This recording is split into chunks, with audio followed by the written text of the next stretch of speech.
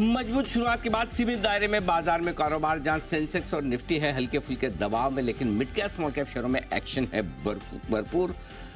हफ्ते के आखिरी ट्रेडिंग सेशन के आखिरी 1.5 घंटे में आपका स्वागत है। अब तो ठीक है दी, अब तो ठीक बिल्कुल ओके। आप देख रहे हैं फाइनल ट्रेड, जी बिजनेस के बंधन म्यूचुअल फंड स्टूडियो में आप सबका स्वागत है। नमस्कार, मैं हूं अनिल सिंघवी। नमस्कार, मैं हूं दीपांशु भंडारी। थोड़ा कंफ्यूज हूं अनिल जी, फ्राइडे फीलिंग आनी चाहिए या सैटरडे फीलिंग आनी चाहिए, वीकेंड फीलिंग आनी चाहिए या फिर नई बिगनिंग की फीलिंग? बहुत बढ़िया सवाल है आपका। आज काम कल आराम और सोमवार को जय श्री राम। पूरे देश में यही ट्रेंड कर रहा है। ट्रेंड है, एब्सोल्युटली। हाँ, तो बस यही इसी trend is our friend, so will go with trend. Done sir. और उस ट्रेंड में कुछ इंटरेस्टिंग चीजें आज की ट्रेड भी हुई है, उस पर भी आपसे बात करनी है। इनफैक्ट सुबह आपने इसके बारे में हाईलाइट भी किया था। पहले इस समय की बड़ी बातें बताइए सर, फिर आपसे इस पर बात भी करते हैं। बड़ी बात है तो देखिए कि ये है कि इस वक्त बाजार दिन की ऊंचाइयों से फिसल कर एकदम फ्लैट ट्रेड करते हुए दिख रहे हैं। निफ्टी और बैंक निफ्टी में 4-5 पॉइंट ऊपर, 4-5 पॉइंट नीचे। निफ्टी बैंक निफ्टी और सेंसेक्स माफ कीजिएगा, बैंक निफ्टी अब भी मजबूती के साथ 400 पॉइंट ऊपर ट्रेड करता हुआ दिख रहा है। पिछले कुछ मिनटों में ये तेजी बढ़कर आती है। देखिए, कोटक महिंद्रा बैंक के नतीजों के बाद से बैंक निफ्टी में रिकवरी लौटती हुई दिख रही है और 46,100 की तरफ है और हमारा जो टारगेट लेवल है उस तरफ तेजी से बढ़ता हुआ दिखा है। अब आइए, क्या है मजबूत लाइफ हाई पर पहुंचता हुआ दिख रहा है सरकारी कंपनियों का इंडेक्स। और बार बार लगातार हम एक ही बात करें कि अगर आपको खरीदना है तो सरकारी कंपनियों पर फोकस कीजिए। वो आज भी बढ़िया तेजी में। रेलवे स्टॉक्स रेलवे की रफ्तार से नहीं, ट्रेन की रफ्तार से नहीं, बुलेट ट्रेन की रफ्तार से नहीं, बल्कि सुपरसोनिक जेट की रफ्तार से तेज़ दौड़ लगाते हुए नजर आ रहे हैं। वहाँ पर ज़बरदस्त एक्शन है। मिड कैप इंडेक्स भी फिर से लाइफ हाई पर है। एफएमसीजी, आईटी, रियल एस्टेट और फार्मा ये है आज कमज़ोर, लेकिन ओवरऑल ब्रॉडर मार्केट का मूड माहौल है बेहद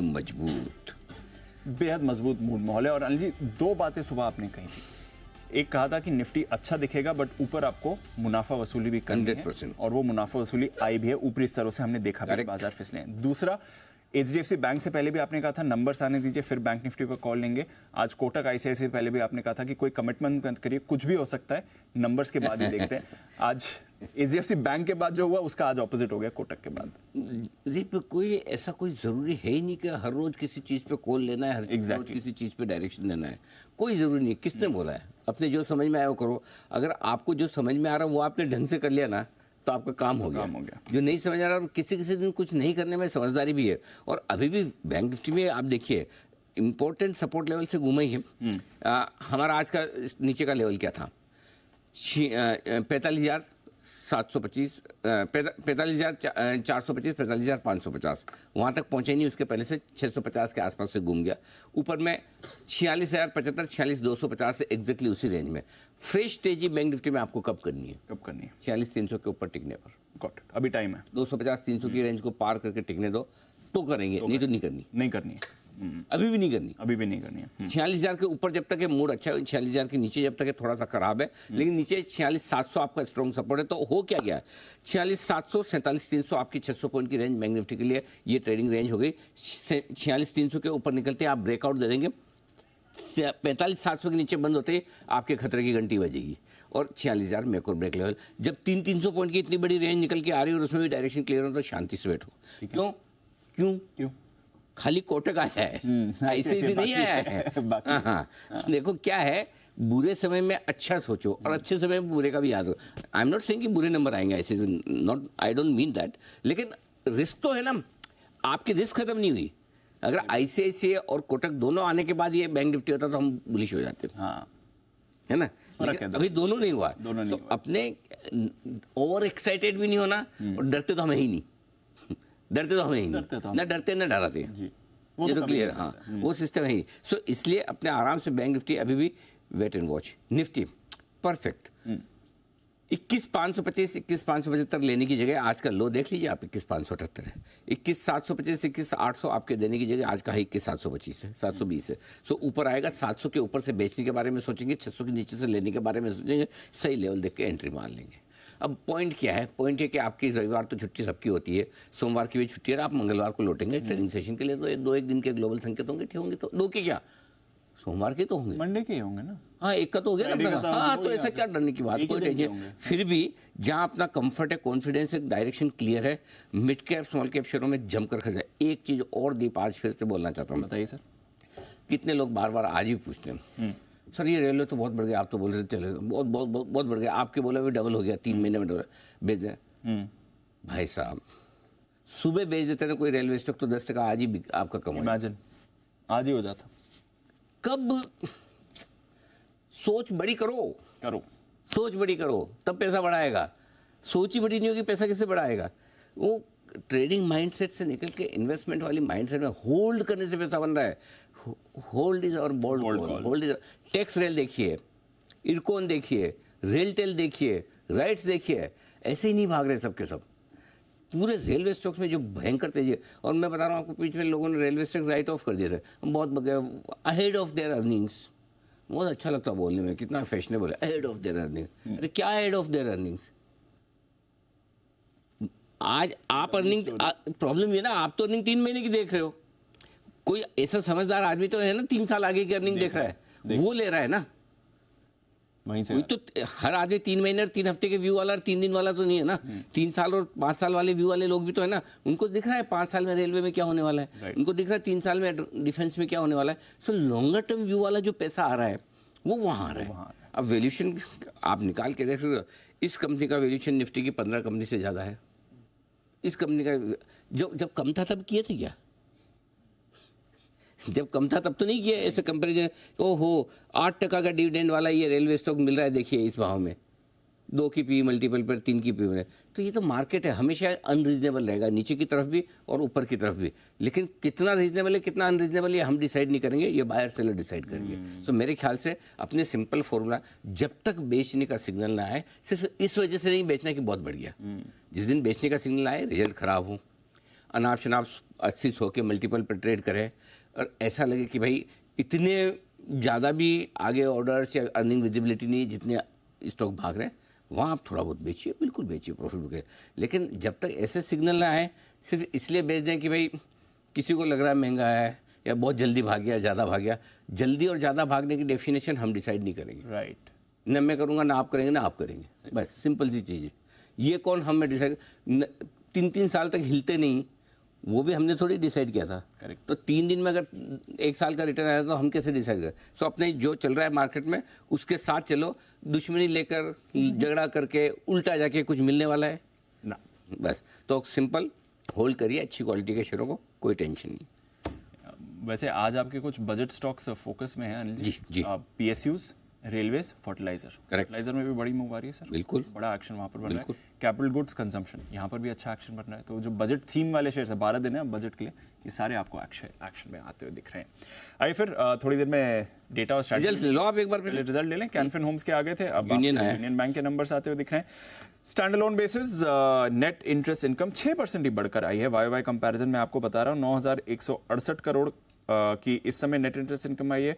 पिछले साल इसी समय 8,628 करोड़ की नेट इंटरेस्ट इनकम थी। मुनाफा ये आपके लिए बढ़कर आया है, 2,245 करोड़ से बढ़कर 3,590 करोड़ का आया है। ये अच्छा आंकड़ा है। नेट एनपीएस कम हुए हैं, ये बढ़िया बात है। 1.3% का नेट एनपीए घटकर 1.08% आया। ग्रॉस एनपीएस में भी आपने गिरावट आती हुई देखी है। तो एसेट क्वालिटी में सुधार है, मुनाफे में बढ़त है, नेट इंटरेस्ट इनकम भी आपको ग्रोथ दिखा रही है, स्टॉक भी आपको रिएक्शन दिखा रहा है। 4.5% ऊपर आपको यूनियन बैंक का काउंटर इस समय दिखेगा। अच्छे नंबर्स, फर्स्ट कट अच्छे नंबर्स हैं। ऑफ कोर्स इनकी प्रोविजनिंग हमें देखनी पड़ेगी, डेफिनेटली वो कंपोनेंट होगा यहाँ पर, और स्लिपेजेस देखनी पड़ेगी क्योंकि वो एक चीज़ है। निम्स कैसे आते हैं वो भी इंपॉर्टेंट फैक्टर रहेगा। प्रोविजनिंग कम हुई है अनिल जी, ये बढ़िया बात है। साल दर साल प्रोविजनिंग 50%, तो आधी हो गई आपकी प्रोविजनिंग साल दर साल, और तिमाही दर तिमाही भी देखें तो 27% कम होकर आई है। तो प्रोविजनिंग घटी है, ये बहुत ही बढ़िया आंकड़ा है यूनियन बैंक की तरफ से, और इसलिए आई थिंक इतना बढ़िया रिवॉर्ड भी आ रहा है। इनके निम्स देखने पड़ेंगे, बट बाकी नंबर्स बहुत ही बढ़िया आ रहे हैं। आइए कुणाल जी अगर हमारे साथ हैं तैयार, तो उनसे एक बार चार्ट पर चेक भी ले लेंगे। आइए उससे पहले चलिए हमारे एक्सपर्ट जुड़े, उससे पहले एक बार देख लेते हैं बाकी खबरें और एक्शन क्या है, उसके बाद इन स्टॉक्स के बारे में एक्सपर्ट से बात भी करेंगे। कुशल और अरमान दोनों हैं हमारे साथ तैयार। कुशल गुड आफ्टरनून, बताएं इवेंट्स कौन कौन से बाकी हैं, नतीजे कौन कौन से आना बाकी हैं? Good afternoon Deepa. नतीजों के लिहाज से आईसीआईसीआई बैंक के नंबर्स आने बाकी हैं, साथ ही एफएनओ स्पेस से IDFC first bank, GK cement और परसिस्टेंट सिस्टम्स भी अपने नंबर्स डिक्लेयर करेंगी। परसिस्टेंट सिस्टम्स की यहाँ पर नतीजों के साथ साथ शेयर विभाजन और डिविडेंड को लेकर भी बोर्ड बैठक होने वाली है। जहां तक सोमवार का सवाल है, राम मंदिर प्राण प्रतिष्ठा के मौके पर यहाँ पर ट्रेडिंग हॉलीडे रहने वाला है हमारे यहाँ पे। साथ ही बॉन्ड और रुपी मार्केट ये भी बंद रहेंगे और कमोडिटी ट्रेडिंग भी शाम को 5 बजे से खुलेगी। F&O स्पेस से नतीजों के लिहाज से कोफोर्ज, कोलगेट और ओबरे रियल्टी भी फोकस में रहेंगे। साथ ही मान इंडस्ट्रीज नतीजों के साथ पूंजी जुटाने पर विचार करता हुआ दिखेगा। लॉयड मेटल्स एंड एनर्जी नतीजों के साथ कंपनी के जो एक्सपेंशन प्लान्स है उस पर भी विचार होगा। और शोभा लिमिटेड पर भी नजर रखिए, राइट्स इशू के जरिए फंड जुटाने पर यहाँ पर भी बोर्ड बैठक होगी। 23 जनवरी मंगलवार नंबर्स के लिहाज से एक्सिस बैंक पर फोकस रखिए। साथ ही F&O स्पेस से लंबी सूची है, चुनिंदा नाम बता देता हूँ। Granules, Indus tower, L&T finance holdings, Pidilite जैसे स्टॉक्स पर नजर रखिए। क्यूपिड लिमिटेड यहाँ पर बोर्ड बैठक में नतीजों के साथ बोनस शेयर विभाजन या फिर फंड जुटाने पर भी बोर्ड बैठक हो सकती है। धामपुर शुगर मिल्स यहाँ पर बाईबैक इसका खुलता हुआ दिखेगा। 30 जनवरी तक ये बाईबैक खुला रहेगा। सूरज स्टेट डेवलपर्स, हैप्पी फॉर्जिंग समेत RBZ ज्वेलर्स और क्रेडो ब्रांड मार्केटिंग इनका 50% IPO एंकर लॉक इन भी 30 दिनों वाला खुलने वाला है। IPO के लिहाज से मेडी असिस्ट हेल्थ केयर की लिस्टिंग है। साथ ही ईपैक ड्यूरेबल इसका IPO बंद हो जाएगा और नोवा एग्रीटेक का IPO खुलेगा 22 तारीख को। 24 तारीख तक ये IPO खुला रहेगा। कुल मिलाकर इशू साइज 144 करोड़ रुपए का है। और अंत में बैंक ऑफ जापान, इसकी पॉलिसी भी आने वाली है 23 तारीख मंगलवार। ढेरों एक्शन है बाजार के लिए और नंबर्स पर तो हमारी नजर बनी हुई है। अरमान, गुड आफ्टरनून, बताएं अब तक कौन से नंबर्स आ चुके हैं और बाकी खबरें कौन सी हैं? जी गुड आफ्टरनून। सबसे पहले अगर आप नतीजों की बात करें तो कोटक महिंद्रा बैंक के यहाँ पर नतीजे आते हुए दिखे हैं। कई सारे पैमानों पर आपको बढ़िया नतीजे दिखेंगे। सिर्फ वो प्रोविजंस जो हैं वो अच्छे खासे बढ़कर आए हैं, उसके चलते मुनाफा कंपैरेटिवली कम बढ़कर आता हुआ दिखा है। NIS की बात करें 16% के आसपास आपको अच्छे बढ़कर आते हुए दिखे हैं। निम्स 5.2% पर फ्लैट रहे हैं। जैसा कि मैंने कहा था, प्रोविजंस में आपको बढ़ोतरी दिख रही है। जो 367 करोड़ के थे वो बढ़कर लगभग 580 करोड़ के आसपास आते हुए दिखे हैं। ग्रॉस NPA थोड़े से बढ़कर आए हैं, 1.72% से बढ़कर 1.73% के आसपास आते हुए दिखे हैं। IDBI बैंक, यहाँ पर अगर आप बात करें NIS लगभग 17.5% बढ़कर आई है। नेट NPA में यहाँ पर अच्छी खासी गिरावट देखी गई है, 0.39% से गिरकर 0.34% पर आते हुए दिखे हैं। प्रोविजंस में यहाँ पर भी बढ़त है, 233 करोड़ के जो प्रोविजंस थे वो बढ़ के 446 करोड़ पर आते हुए दिखे हैं। तो प्रोविजंस यहाँ पर भी बढ़ के आए हैं। आरती सर्फेक्टेंट मुनाफा यहाँ पर 4 करोड़ से बढ़कर लगभग 6.7 करोड़ के आसपास आता हुआ दिखा है। आय में थोड़ा सा उछाल दिख रहा है, 134 करोड़ से बढ़कर 139 करोड़ पर आते हुए दिखे हैं। मार्जिन्स में आपको सुधार दिख रहा है, 10.4% से इंप्रूव होकर 12.2% पर आते हुए दिखे हैं। इरेडा यहाँ पर बात करें तो मुनाफा 67% बढ़कर आता हुआ दिखा है। NIS की बात करें वहाँ पर भी 39% की बढ़ोतरी दिख रही है। और NPA की बात करें अच्छे खासे घटकर आते हुए दिखे हैं। नेट NPA 2.03% थे जो वो घटकर 1.5% पर आते हुए दिखे हैं। और बिंदु फार्मा, जो कि हमारी एक्सक्लूसिव खबर भी थी, जिसमें कंपनी के यहाँ पर आगे बड़ा फायदा हो सकता है। अप्रैल से कंपनी अपना PNG प्लांट जो है वो शुरू करेगी और प्लांट से जुड़ी हुई सभी मंजूरियां जो है वो सूत्रों के हवाले से पता है कि ये पूरी हो चुकी है। और अगर आप प्लांट की लागत देखें तो 2000 करोड़ की है। गोदावरी पावर, यहाँ पर CICD से बात करें तो रायपुर जो इनका प्लांट है उसकी क्षमता बढ़ाने के लिए यहाँ पर मंजूरी मिलती हुई दिखी है। और अंत में राइट्स लिमिटेड, IIT भुवनेश्वर से इनको लगभग 414 करोड़ का ऑर्डर मिलता हुआ दिखा है। और ये PMC, जो कि अगर आप देखें प्रोजेक्ट मैनेजमेंट कंसल्टेंसी, उसके लिए इनको ऑर्डर मिलता हुआ दिखा है। ओके, तो ये है आपके लिए ढेर सारी खबरें जिन पर है भरपूर एक्शन। आइए इसी एक्शन को बढ़ाते हैं आगे। एक्सपर्ट्स का दमदार पैनल है हमारे साथ तैयार। इस वक्त बंसल जी हैं तैयार, कुणाल जी हैं अनुपस्थित, हिमांशु जी गुप्ता जी हैं तैयार, सुमित जी हैं अनुपस्थित, वागले साहब हैं तैयार, और कौन है अनुपस्थित? कोई तो हो गई, सारे लोग हैं। सिद्धार्थ जी हैं अनुपस्थित जी नहीं है, और आशु जी तैयार हैं। और आशु जी के साथ में कोई है नहीं मुकाबले में, इसलिए आशु जी अकेले निर्विरोध हैं। आइए, आप सबका बहुत बहुत स्वागत है। शुरुआत कर जी आशु जी। अच्छा, बंसल जी कुछ कहना चाहते? जी बंसल जी। अनिल जी अनुपस्थित की बात कर रहे हैं तो अकेले कुणाल जी नहीं, अनिल जी आपका वो स्क्रोल भी नहीं है अनिल जी। अरे आप पता नहीं वो आपने छोड़ा है कुणाल जी। माय गॉड, अरे हाँ, वो अनिल जी स्क्रोल मिसिंग है। अरे भाई मेरी कैबिन से मंगवाना यार जरा। एक्चुअली मैं वो मतलब कहाँ शो के बाद काम कर रहा था, हाँ ऊपर वो टांग के रख दिया। Sorry Bansal ji, thank you so much for reminding. आ रहा है बस जब तक एक बार वागले साहब के लिए बिगुल हो जाए तब तक।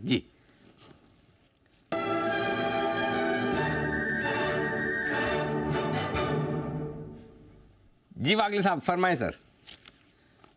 Anil ji good afternoon, Deepanshu good afternoon. Anil ji actually Bansal ji का ऑब्जर्वेशन बिल्कुल सही है, उसके बिना वो मतलब जो आप मजा नहीं आ रहा? से जज रहे थे मजा नहीं आ रहा है। हाँ हाँ तो लाई।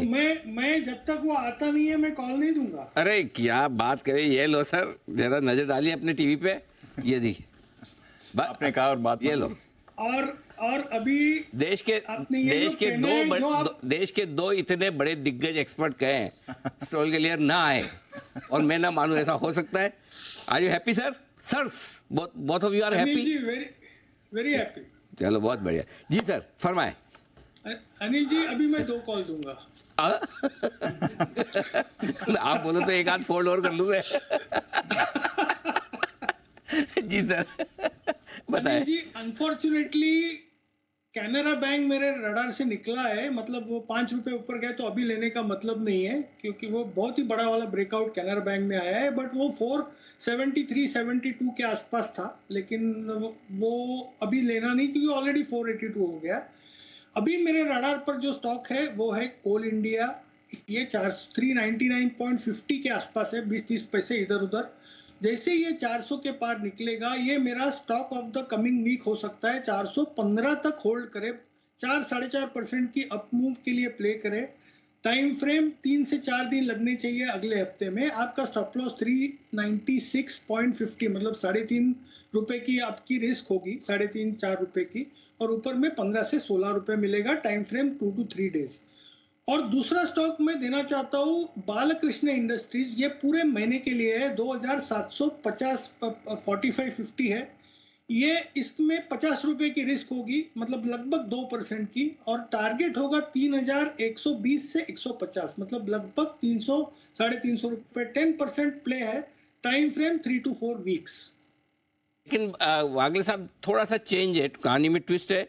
इसको तीसरा स्टॉक माना जाएगा बालकृष्ण इंडस्ट्रीज को, दूसरा स्टॉक माना जाएगा कोल इंडिया को, और पहला माना जाएगा कैनरा बैंक को, है ना? तो एक साथ 3, मतलब वागले साहब को अनिल जी कैनरा बैंक थोड़ा सा ऊपर चला गया तो हाँ, वो हाँ, मतलब नहीं बनता है। हाँ, अगर 475 आ जाता है तो सही एंट्री है। हाँ, वो आपका जो भी आए नहीं आए वो हमको मतलब नहीं, हमने इसको तीसरा माना है। मान लिया। हाँ, आज बंसल जी आपकी तारीफ काम कर गई, मतलब जो आज तक वागले साहब की ऐसी परफॉर्मेंस कभी नहीं आई थी। वो आजकल होता है ना उसमें कबड्डी में सुपर रेड, हाँ 3 पॉइंट एक साथ वाली, आज वागले साहब की ये सुपर रेड हुई है, बिल्कुल 3 एक साथ, मतलब पहली बार ही मेरे ख्याल से। बट ये सुबह आपने ऑब्जर्वेशन कर ली थी क्या? सैटरडे वाले वागले साहब थोड़े अलग ही। अरे भाई साहब, मतलब सैटरडे के दिन जो इनका ऊपर से प्रेशर हटा हुआ है, हो सकता है घर पे इनका वीकली ऑफ रहता हो सैटरडे को तो इस वजह से। लेकिन आज वागले साहब फुल फॉर्म में। बालकृष्ण इंडस्ट्रीज और कोल इंडिया, ये 2 स्टॉक है जहां पर खरीदारी करने की राय वागले साहब की तरफ से। लेवल था आपकी स्क्रीन पर, 2700 के स्टॉप लॉस के साथ बालकृष्ण इंडस्ट्रीज में खरीदारी करें 3120, 3150, और कोल इंडिया में 400 के ऊपर खरीदारी करें। हो गया 450, कोई टेंशन नहीं। वागले साहब की कंडीशनल कॉल तो कमाल कर ही जाते हैं, ये भी कर रहा है। आइए बिगुल हिमांशु जी के लिए, हिटमैन हिमांशु।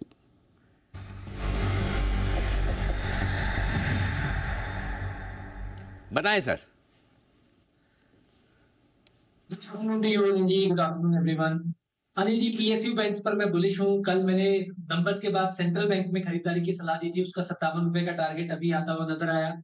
इससे पहले पंजाब नेशनल बैंक में पूरे हफ्ते खरीदारी की सलाह दी, 104 108 के जो टारगेट थे वो भी 105 का टारगेट हासिल हो चुका है। अनिल जी मुझे लगता है कि इनका पीएसयू का जो बिग डैडी एसबीआई है वो भी एक अच्छी सपोर्ट के बाद अब चलने के लिए तैयार है। हो सकता है इसमें एक आध दिन लगे, लेकिन ये एक अच्छा ट्रेड है जो मुझे लगता है कि रिस्क रिवॉर्ड यहाँ पर काफी अट्रैक्टिव है। तो एसबीआई में खरीदारी करके चलने की सलाह रहेगी। निजी करंट लेवल्स पे 630 632 के लेवल्स है, 622 रुपए का स्टॉप लॉस लगाना है।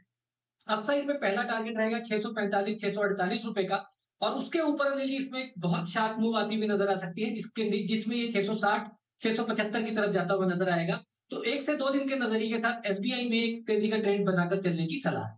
ओके, एसबीआई खरीदें, ये राय आपके लिए हिमांशु जी की। चार्ट कॉर्नर का बिगुल है बंसल जी के लिए।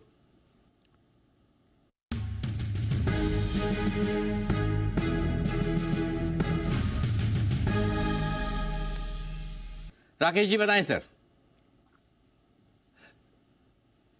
अनिल जी पहले तो सुबह आईडीबीआई बैंक दिया था मैंने और कुणाल जी ने 10 की कमाई में, और आपने चलते चलते एक बार सबको वार्न भी किया था। रिजल्ट है और रिजल्ट अच्छे आए हैं, स्टॉक ऊपर है और मेरा भी अनिल जी, हमारा भी चार्ट कॉर्नर पे एक स्टेट बैंक था जिसको अब कलरफुल होके जो आए हैं एकदम स्मार्ट, हमारे 8 में हिमांशु जी वो ले गए, तो अभी कुछ है नहीं अनिल जी। मेरा भी स्टेट बैंक है तो इनको समर्थन दे रहा हूँ मैं भी हिमांशु जी को। बहुत बढ़िया आइडिया। मैंने वार्न नहीं किया था, मैंने खाली बताया था कि आज रिजल्ट आने वाले हैं। मैंने कब वार्न किया बंसल जी? नहीं वॉर्न नहीं अनिल जी, बचाया है आपने, बाय चांस गिर जाए हाँ, तो ना लोग जिसने नहीं भी लिया होता आप तो हिंदी में ही बोला करो, आप अंग्रेजी के शब्दों में अर्थ का अनर्थ कर देते। अरे भाई साहब, आप तो हिंदी बोला करो, अंग्रेजी के शब्दों में आप अर्थ का अनर्थ कर देते हो। वॉर्न का मतलब तो चेता जी ले मत लेना IDBI बैंक, इसका मतलब ये होता है। नहीं होता है। हाँ, बताया मतलब मैंने ये बताया, सूचना दी। अब बताओ, बोलो हिंदी में बोलो। आपने सुबह ही सूचना दी थी आज रिजल्ट आने वाले हैं। हाँ अनिल जी, आपने आगाह कर दिया था ट्रोलर को कि भैया आगा भी नहीं, आगा भी नहीं, सूचना बोलो, सूचना, सचेत सूचना। अच्छा, वहाँ कुणाल जी नहीं है, नहीं तो आपकी बराबर क्लास लगाते थे। चलिए बताइए सर, आपका stock. Anil ji, State Bank of India, ये टारगेट हमारे बड़े हैं, 647 650 का टारगेट, 624 का स्टॉप लॉस। हिमांशु जी सब कुछ बता ही चुके हैं अनिल जी। जेके सीमेंट ही है नंबर आपके लिए, कुणाल जी राकेश जी की तरफ से भी चार्ट कॉर्नर। आइए इस बीच जेके सीमेंट नंबर तोड़फोड़ है। 290 करोड़ का मुनाफा है, अनुमान था 236 करोड़ का, तो 236 करोड़ के सामने अनिल जी 290 करोड़ का मुनाफा आपको आते हुए दिखा है। 97 करोड़ से बढ़कर 290 करोड़ का आपको मुनाफा आते हुए दिख रहा है। 3 गुना इनका मुनाफा बढ़कर आया है सर, अनुमान से भी बेहतर ये आंकड़ा आपको दिखेगा। रेवेन्यू ये भी ने अनुमान लगाया था 2773 करोड़ का, उसके सामने आपका 2785 करोड़ का है। तो रेवेन्यू बिल्कुल अनुमान मुताबिक आया है, बट मुनाफे का आंकड़ा अनुमान से भी काफी बेहतर है। ऑपरेशनली भी हम अच्छे नंबर्स एक्सपेक्ट कर रहे हैं। कामकाजी मुनाफा डबल होना चाहिए हमारे अनुमान से, 266 करोड़ से बढ़कर 544 करोड़ के कामकाजी मुनाफे का हमने अनुमान लगाया। अनिल जी, 609 करोड़ का कामकाजी मुनाफा आया है, 2.5 गुना कामकाजी मुनाफा इनका बढ़कर आया है। 10.5% के मार्जिन 22% पर आ रहे हैं। ऑलरेडी हम अच्छे नंबर्स का अनुमान लगा रहे थे, ये तो अनुमान से काफी बेहतर नंबर्स आते हुए दिख रहे हैं। बहुत ही मजबूत नंबर। दीप, कल हमने अल्ट्राटेक और श्री दिग्विजय, उसके बाद मैंने कहा भी था कि सीमेंट कंपनी के नंबर्स इतने तगड़े आएंगे कि आप देखते रह जाएंगे, और वही नंबर आते हुए दिख रहे हैं। सबसे बड़ी बात क्या है, 2-3 चीज़ें बहुत अच्छी तरीके से समझ लीजिए क्या हो रही है सीमेंट कंपनी के साथ। ऐसा नहीं कि कोई बहुत बड़ी तोड़फोड़ वॉल्यूम ग्रोथ आ रही है, वॉल्यूम्स म्यूटेड हैं, बिल्कुल उतने के उतने ही वॉल्यूम्स हैं जितने पिछले तिमाही में थे। फिर ऐसा क्या है कि नंबर्स तगड़े आ रहे हैं। 2-3 चीज़ें, पहली चीज़ तो इनके कॉस्ट रिडक्शन हुआ है, जो इनके कॉस्ट उसकी और जो खर्चे हैं इलेक्ट्रिसिटी वगैरह के, उनकी कीमत बड़ी तेज़ी से घटी है। तो पहली चीज़ तो मार्जिन में उसका फ़ायदा हो रहा है। दूसरा, इन्होंने प्राइस बढ़ाए हैं, उसका दूसरा फ़ायदा। और तीसरा, कुछ कंपनियों के केस में वो कंपनी स्पेसिफिक है, वो इन्वेंट्री गेन होता दिख रहा है। पुरानी जिसमें सीमेंट पड़ी है, भाव बढ़ गए तो उसका फायदा मिलता हुआ दिख रहा है। तो ये 3 चीजें ऐसे मार्जिन है ना, डबल नहीं होते। मार्जिन डबल करने के लिए आपको बहुत कुछ चाहिए, करेक्ट। डबल से ज्यादा है, 10.5 से 22%। सेम आप देखिए 10 से 25% आपके मार्जिन श्री दिग्विजय के हो गए। और इसीलिए मैंने कल ही दिया था, हाँ अंबुजा कल ही दिया तो, हाँ इसलिए हम अंबुजा पे भी बुलिश है, पूरे सीमेंट स्पेस पे हम बुलिश हैं। नंबर्स बहुत तगड़े और बहुत मजबूत आएंगे, और ये आपको साफ नंबर में नजर आ रहा है। तो एक के बाद एक तगड़े नंबर्स आपको आते हुए दिख रहे हैं, इसी पर आपको फोकस करना चाहिए। हिमांशु जी जरा चार्ट्स देखिए और राय दीजिए। जेके सीमेंट बहुत ही मजबूत नंबर है, इसमें कोई डाउट नहीं। अनिल जी, चार्ट भी बहुत ही मजबूत है। मुझे लगता है नंबर्स के पहले ही शायद अंदाजा था स्ट्रीट को, और इसी के चलते लगातार एक अप ट्रेंड में ये स्टॉक रहा है। बावजूद उसके अनिल जी, मुझे लगता है कि स्टॉक में एक बड़ी अपसाइड की अभी भी गुंजाइश है, क्योंकि स्टॉक में 3,950 4,000 पर जो हर्डल था, उसको एक बार निकालने के बाद वो दोबारा रीटेस्ट करते हुए फिर से अभी फ्रेश ब्रेकआउट आ रहा है, जो कि काफी अच्छा साइन है। स्टॉक बिल्कुल भी ओवरबॉट नहीं है, तो मुझे लगता है करंट लेवल्स पे भी स्टॉक में खरीदारी की जा सकती है। यहाँ से 3 से 5% तक की अपसाइड मुझे लगता है अनिल जी बहुत शॉर्ट टर्म में स्टॉक में देखने को मिलेगी। पोजिशनली कोई भी अगर डिप मिलता है स्टॉक में 4050 के आसपास, तो वो खरीदारी के अच्छे मौके होंगे, और आपका जो स्टॉप लॉस बनेगा वो 4000 के नीचे का रहना चाहिए। जेके सीमेंट बहुत ही शानदार नंबर्स यहाँ पर आपको आते हुए दिख रहे हैं। बहुत ही बढ़िया मूड में ये काउंटर दिख भी रहा है। चलिए ये है अच्छी मूव इस पर आती हुई। कामकाजी मुनाफा अनिल जी जबरदस्त आता हुआ दिख रहा है। ऑपरेशनल परफॉर्मेंस बहुत शानदार ऑपरेशनल परफॉर्मेंस और बड़े लंबे समय बाद सीमेंट कंपनी में इतनी दमदार परफॉर्मेंस अक्रॉस बोर्ड देखने को मिल रही है। डे हाई पर पहुंचता हुआ जेके सीमेंट का स्टॉक अब लगभग 3% की बड़े उछाल के साथ ये स्टॉक आपको नजर आएगा। आहा, और इसके साथ दीप एक और स्टॉक तो देखिए जरा, नजर आ लिया अंबुजा सीमेंट।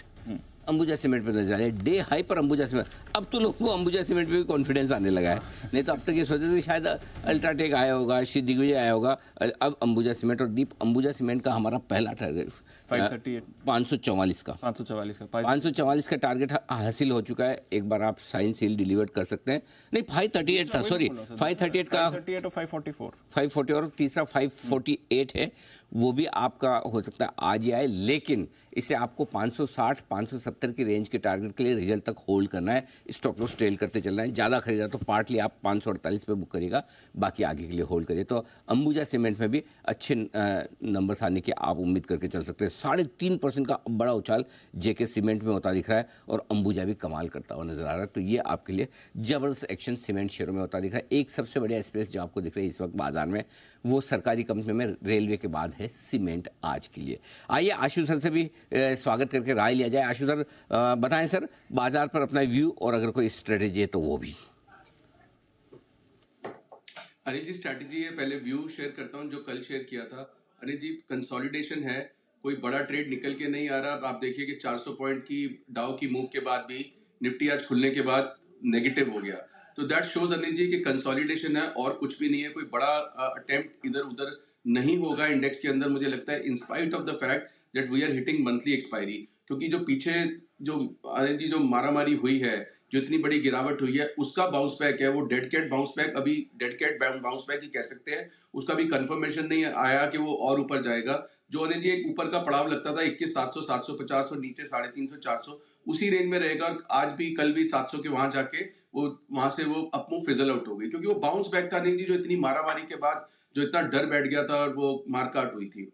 उसके चलते अनिल जी जो कल हमने बात की, मैं उसे फिर मतलब रिपीट कर रहा हूँ। आईसीआईसीआई बैंक, एचडीएफसी बैंक ने डिसअपॉइंट किया, आईसीआईसीआई बैंक सरप्राइज कर सकता है। उसके लिए स्प्रेड बनाया अनिल जी 990 1030 का। वो कल अनिल जी मतलब जब बनाया था तो 999 1000 रुपए का भाव था आईसीआईसीआई बैंक का, आज 1010 है। और मुझे लगता है कि अनिल जी इस स्पेसिफिक पे बिल्कुल ध्यान रखना चाहिए बैंकिंग के लिए।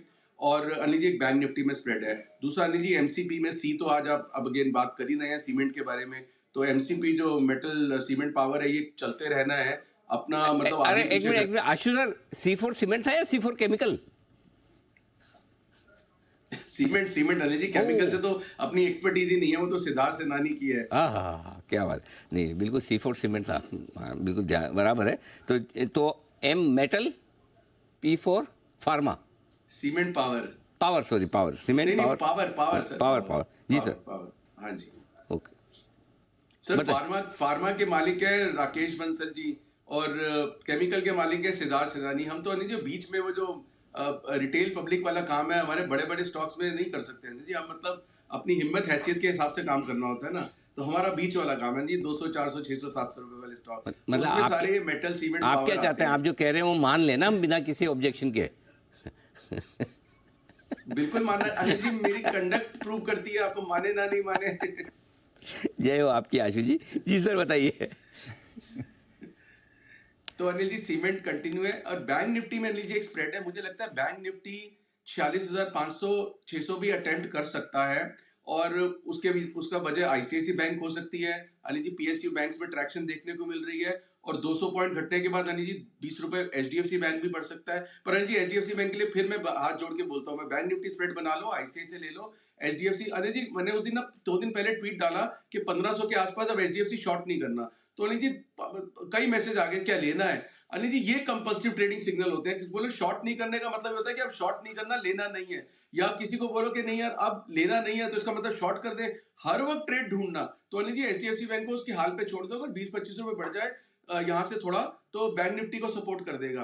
तो अनिल जी बैंक निफ्टी का बुल स्प्रेड है 46,200 की हमें कॉल लेनी है एक, और 46,600 की अनिल जी डेढ़ बेचनी है। अब आप कहोगे डेढ़ कैसे बेचनी है, तो अनिल जी ये मिनिमम लॉट साइज होगा, 2 लॉट करने पड़ेंगे 30 और 45, क्योंकि 15 का लॉट है बैंक निफ्टी का, तो 2 लॉट 30 लेनी है और 3 45 बेचनी है। इसी मतलब कॉम्बिनेशन में आप 3,000 4,500 कर लें, जो जितना 300 450 कर ले, लेकिन ये 1 और 1.5 का करना है। ये 47,200 तक सेफ है।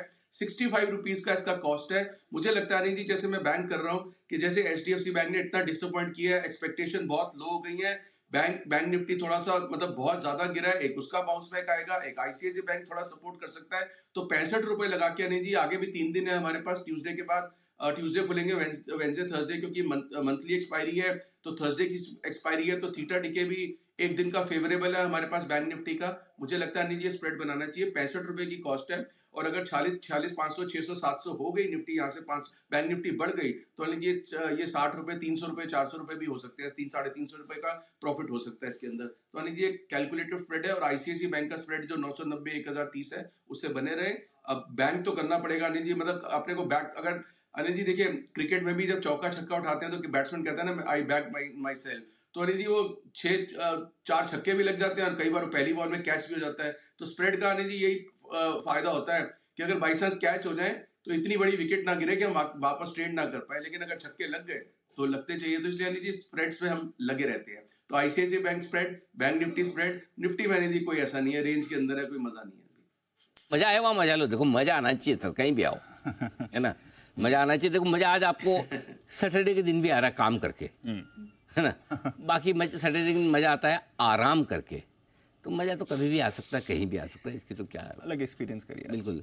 सिद्धार्थ खेमका साहब भी हमारे साथ कार्यक्रम में हो चुके हैं शामिल। सिद्धार्थ खेमका साहब से हम लेंगे रेलवे शेयरों पर आए, लेकिन उससे पहले रेलवे शेयरों पर थोड़ी सी डिटेल्स लेकर आए हैं वरुण। जरा समझ लें, वरुण ये कह रहे हैं कि फुल स्पीड में दौड़ लगाने वाला IRFC एक बार फिर से एक नया रिकॉर्ड अपने नाम पर कर रहा है। और वो वरुण आपसे भी हम डिटेल लें उससे पहले एक बार मैं जरा चेक कर लेता हूँ।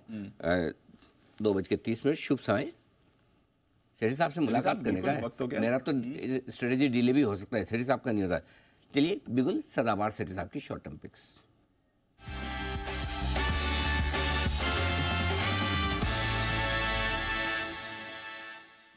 मिस्टर सेठी वेलकम, बताएं सर पहला स्टॉक।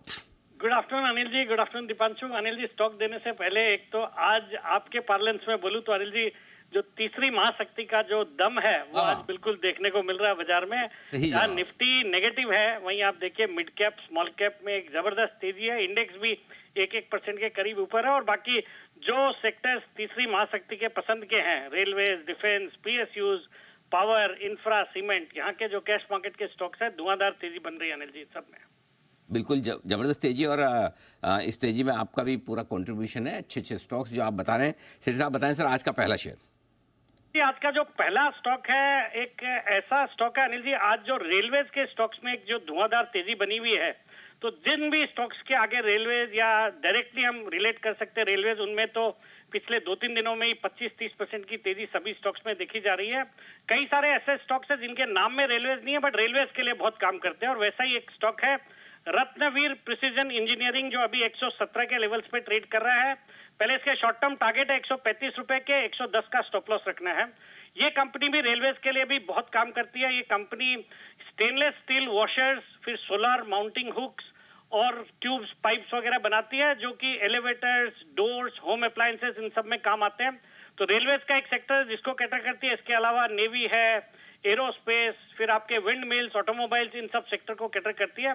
फुल्ली बैकवर्ड इंटीग्रेटेड है। इनके जो वेस्ट प्रोडक्ट है वो भी इनके रॉ मटेरियल के तौर पे काम आता है, तो उस हिसाब से इनके फिर मार्जिन्स भी काफी अच्छे हैं। और एक्सपोर्ट करती है, 20% ऑफ इट्स रेवेन्यूज एक्सपोर्ट से आते हैं from Germany, UK, Spain, Netherlands.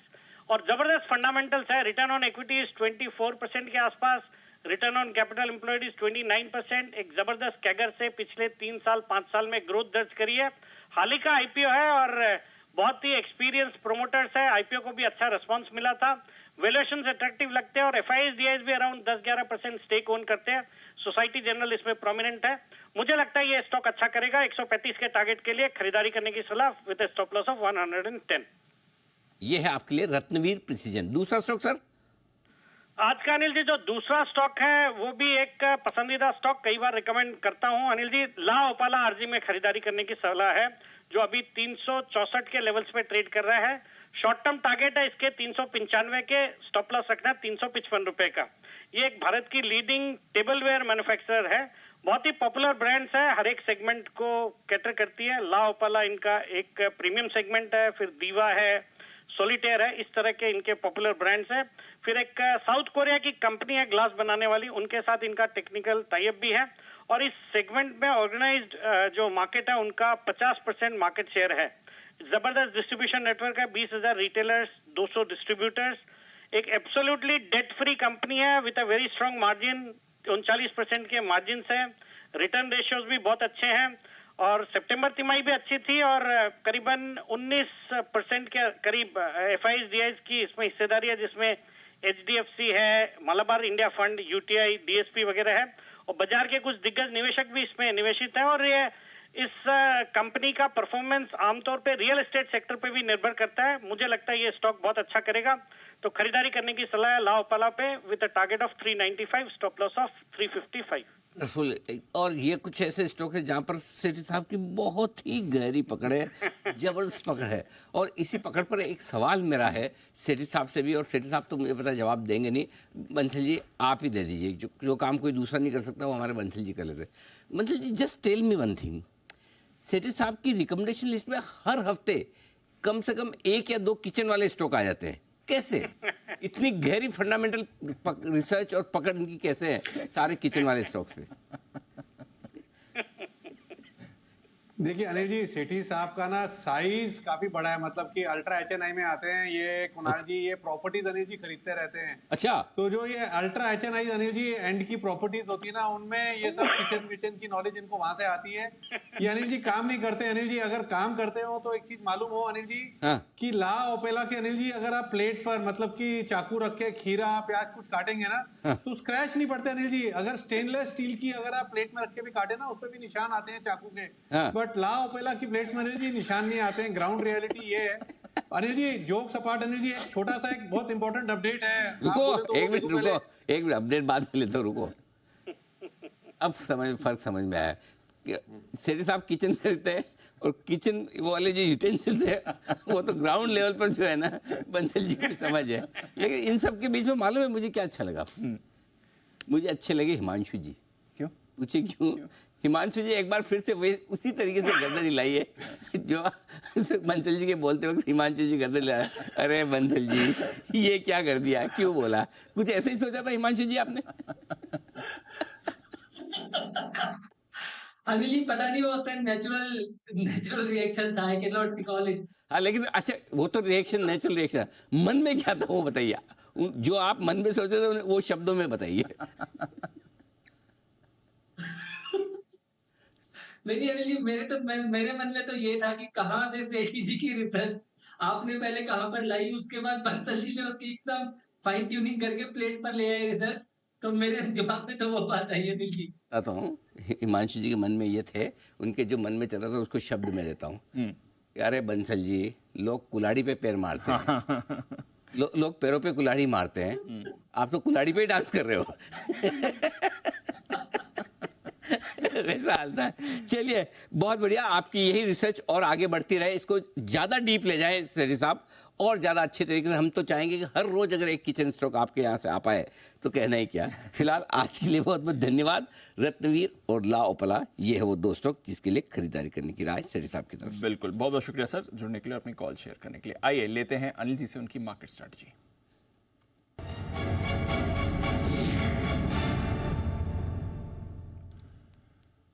Anil ji कोई ग्लोबल संकेत नहीं है मुझे अपडेट करने के लिए। अब मंडे का जो एक्शन आएगा वो आएगा, फिलहाल कोई भी संकेत नहीं है। जो कुछ हो रहा है हमारी स्क्रीन पर ही हो रहा है। बताएं सर क्या करना चाहिए इस समय? करना ये है दीप की, देखिए सपोर्ट लेवल में खरीदना है, रुकावट के लेवल पर देना है। और सपोर्ट लेवल क्या है? 21,525 से 21,575 इस रेंज में अगर आखिरी 1 घंटे में आएगा निफ्टी तो वहाँ खरीदा जाएगा। और ऊपर में 21,675 21,725 के रेंज में आएगा तो थैंक यू किया जाएगा। इसके बीच में कुछ भी नहीं किया जाएगा, सिर्फ इसे देखा जाएगा। और क्यों ऐसा मैं कह रहा हूँ, 21,500 के नीचे बंद होने के चांस नहीं है, 76 लाख शेयरों का ओपन इंटरेस्ट है। 21,700 के ऊपर बंद होने का चांस नहीं है, 85 लाख शेयरों का ओपन इंटरेस्ट है। 75 और 85 लाख शेयरों का ओपन इंटरेस्ट इस तरफ बना हुआ है, तो ना 500 के नीचे बंद होगा ना 700 के ऊपर, बीचों बीच में रहना है। वहाँ 600 के आसपास आप ट्रेड कर रहे हैं तो 525 575 में लेना है, 675 725 में देना है। अब आपको लगे इसमें तो मैं कुछ नहीं कर सकता, बिल्कुल अगर ऐसा लग रहा है तो सही लग रहा है, नहीं कर सकते तो मत कीजिए।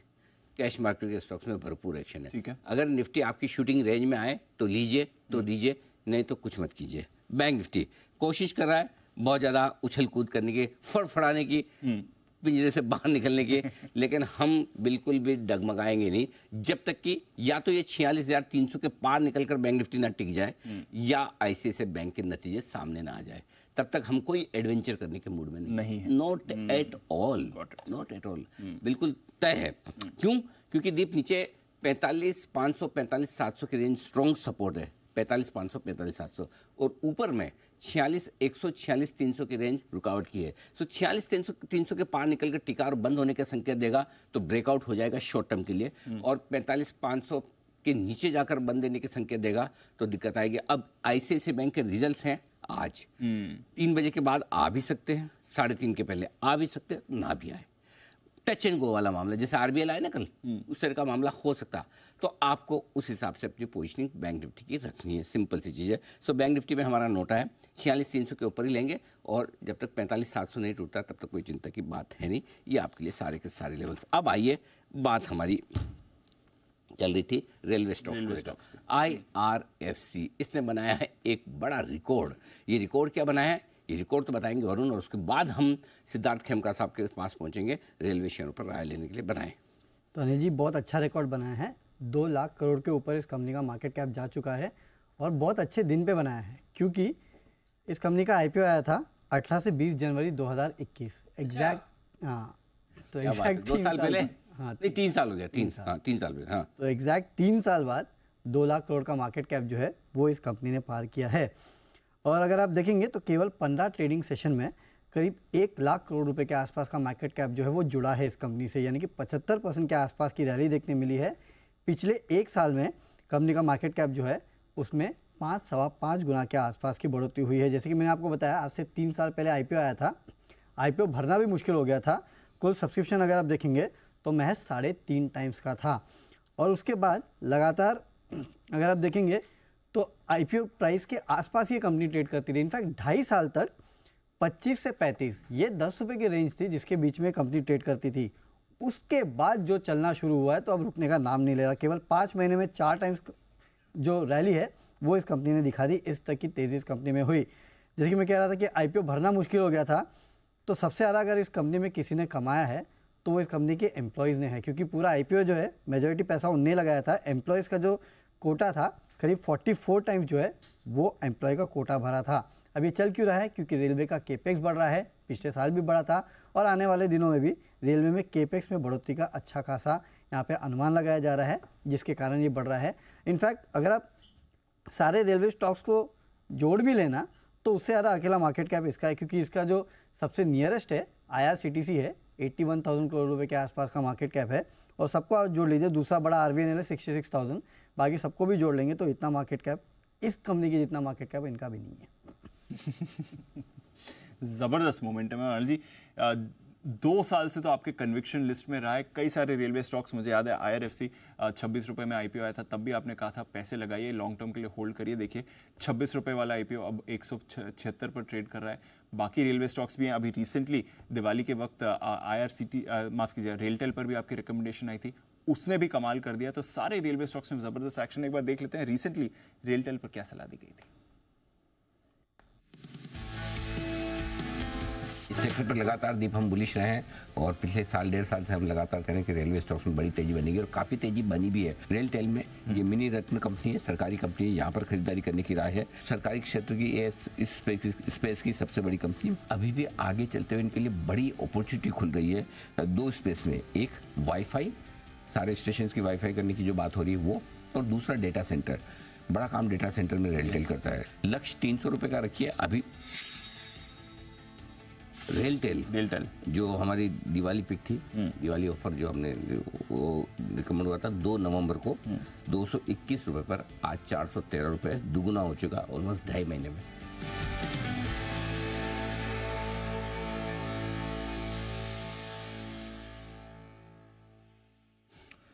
221 के लेवल पर था, आज देख लीजिए एग्जैक्टली डबल। दिवाली से अब तक डबल।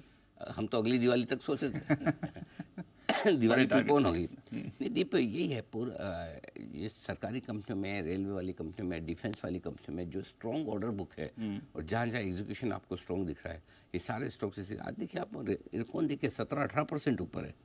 मतलब कौन सा रेलवे स्टॉक उठा के देखें जो नहीं चल रहा है और बजट आ रहा है आपके सामने और देखिए आप पूरा फोकस सरकार का इंफ्रास्ट्रक्चर पे आएगा। इंफ्रास्ट्रक्चर में सरकार क्या करेगी? हाईवेज बनाएंगी, फ्लाईओवर्स बनाएंगी, रेलवे पर खर्च करेगी, एयर इंफ्रास्ट्रक्चर पर खर्च करेगी, यही होने वाला है। एक बार जरा सिद्धार्थ खेमका साहब हैं हमारे साथ, उनसे एक बार रेलवे स्टॉक्स पर भी राय ली जाए, इंफ्रास्ट्रक्चर पर भी उनसे राय ली जाए। बताएं सर, कहाँ आपको मौके नजर आते हैं? अनिल जी, देखिए अब रेलवेज पे बहुत ज़्यादा जो आपने ऑलरेडी बात किया है, तो हमारे यहाँ रामदेव जी एक बात बोलते हैं कि India is a fast train, don't stand against it. मतलब एक बहुत ही तेज चलने वाली रेलगाड़ी है इंडियन इकोनॉमी, आप उसके अगेंस्ट मत करिए, उसके साथ चलिए। तो ये रेल सेक्टर है, जो गवर्नमेंट के बाकी जो सेक्टर्स है, डिफेंस, रेलवेज, जो इंफ्रास्ट्रक्चर, जो गवर्नमेंट का स्पेंडिंग है वो काफी बड़ा दिखाया है। पिछले कुछ सालों में गवर्नमेंट ने बहुत फोकस दिया है रेलवे स्टेशन के मॉडर्नाइजेशन पे। जो रेल लोकोमोटिव है वहां पे आप देखिए, जो आज वंदे भारत ट्रेन है, ये ग्लोबल स्टैंडर्ड पर लेकर आया है। और अब यहाँ से जो एक्सपेंशन है, जो नए ग्रोथ प्लान्स हैं, जो गवर्नमेंट अब बात कर रही है, नए 300-400 जो नए वंदे भारत ट्रेन लाएंगे, तो इनका बेनिफिट ये सारे जो रेल स्टॉक्स हैं इनको मिलेगा। रेल IRFC जो है, रेल फाइनेंस कंपनी है, अगर आप देखें किसी को भी प्रोजेक्ट मिले, फाइनेंसिंग तो वहीं से जाने वाला है। ये गवर्नमेंट ने बहुत अच्छा एक प्रोग्राम किया है जहाँ पे जो फाइनेंस है, पहले ये बजट के थ्रू आते थे, अब इनके लिए चाहे आप रेलवे के लिए IRFC हो, हाउसिंग के लिए हुडको हो, रिन्यूएबल्स के लिए IREDA हो, तो ये कंपनी स्पेसिफिकली बना दिए गए हैं कि इनको फाइनेंसिंग देना है, तो उसका कारण पूरा काम ये स्पेशलाइज कंपनीज करे, ना कि गवर्नमेंट अपने बजट में करे। तो मुझे लगता है कि यहाँ पे लॉन्ग टर्म डेफिनेटली बहुत अपॉर्चुनिटीज है। शॉर्ट टर्म में जो लास्ट एक हफ्ते में जो हमने बढ़त देखी है, डेफिनेटली एक थोड़ा सा कॉशियसनेस होता है कि आप नया निवेश ना करें इस लेवल पर। अगर आप है, आपके पास शेयर्स है तो बने रहें, बट कोई भी अगर डिप मिले, बिकॉज अगर मार्केट में ग्लोबल वोलेटिलिटी की वजह से अगर कुछ भी डिप आता है, तब आप इसे अपने पोर्टफोलियोज में ऐड डेफिनेटली करें। पोर्टफोलियो में जरूर आप ऐड करके चलें, ये आपके लिए सलाह आ रही है। IRFC इस पर रखनी है आपको नजर, ये काउंटर भी आपको एक्शन में आते हुए दिख सकते हैं, और बाकी सारे रेलवे स्टॉक्स तो कमाल कर ही रहे हैं। चलिए, बढ़िया एक्शन इस समय बाजार में बना हुआ है। थोड़ा निफ्टी हालांकि आपको इस समय दबाव दिख रहा है, हल्की फुल्की सही, बट प्रेशर में निफ्टी आपको इस समय आते हुए दिख रहा है। आइए जैन साहब, सुबह हम बात नहीं कर पाए, सर ट्रैवल कर रहे थे, बट इस समय हमारे साथ फोन लाइन पर जुड़ रहे हैं, तो एक स्पेशल आफ्टरनून स्पेशल जैन साहब का जेम्स आ रहा है आपके लिए।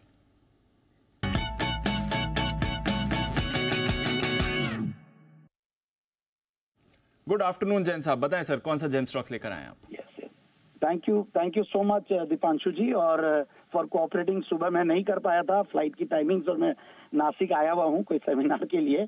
तो एनीवेज, अब मैं जो दोपहर के लिए स्पेशल जो पिक लाया हूँ वो है gems pick JK Lakshmi cement.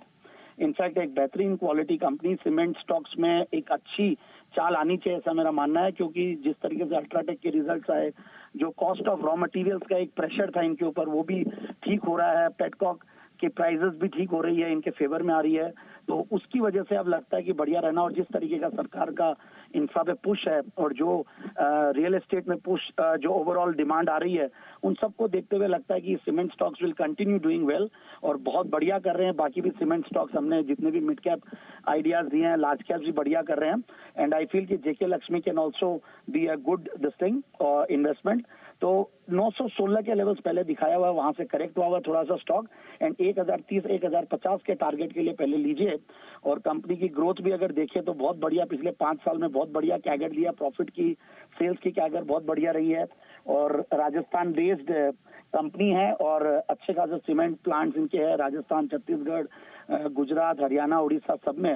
और बढ़िया कैपेसिटीज है, करीब 15 टन के लगभग, और ओवरऑल अच्छी डिमांड इनके ब्रांड्स की रहती है। मुझे लगता है कि स्टॉक को इन लेवल्स पे लेना चाहिए। और जो मैं फंडामेंटल्स देख रहा था तो फंडामेंटल्स आर इंप्रूविंग। सितंबर क्वार्टर भी बढ़िया गया, अब आगे दिसंबर क्वार्टर जिस तरीके से बाकी सीमेंट कंपनीज के अच्छे आ रहे हैं तो यहाँ पे भी अच्छा आना चाहिए। कंपनी ने कुछ कैपेक्स भी किया इस साल में 1200 करोड़ का, और 600 करोड़ का नेक्स्ट ईयर में भी करने वाले हैं, और एक्सपेंशन प्लान जब बढ़िया रहते हैं तो सर्टेनली अच्छा होना चाहिए। और सूरत में नई ग्राइंडिंग यूनिट, रेलवे साइडिंग्स और ये सब बना रहे हैं, तो मुझे लगता है कि इस स्टॉक में बिल्कुल इन लेवल्स पे निवेश करें। और शेयर होल्डिंग पैटर्न में देख रहा था तो FIIs DIs का गजब का भरोसा है कंपनी पे, करीब 40% के लगभग FIIs DIs होल्ड करते हैं। प्रोमोटर्स की अराउंड 46-47% है। और न्यू शेयर होल्डिंग पैटर्न में एक सीमेंट स्टॉक्स में काफी इन्वेस्ट करने वाले जो अपने स्टार्टअप से पैसा बना के जो अलग अलग स्टॉक्स में डाल रहे हैं, वो सचिन बंसल जी, जो कि वहां पे भी इन्होंने दिसंबर क्वार्टर में ऐड की है। तो मुझे ऐसा लगता है कि ये स्टॉक इस लेवल से 1030, 1050 आराम से जा सकता है। पहले भी मैंने 2 बार इस स्टॉक को रेकमेंड किया, हर लेवल्स पे टारगेट अचीव हुए। Thank you. सीमेंट स्टॉक्स बढ़िया एक्शन में है ही 1030, 1050 के लिए। जैन साहब का जेम्स ये आता हुआ, शुक्रिया सर हमारे साथ जुड़ने के लिए। आइए कुणाल शाह साहब भी हमारे साथ जुड़ चुके हैं, करते हैं उनका स्वागत। गुड आफ्टरनून कुणाल जी, बिगुल उनके लिए BTS डबल टी का।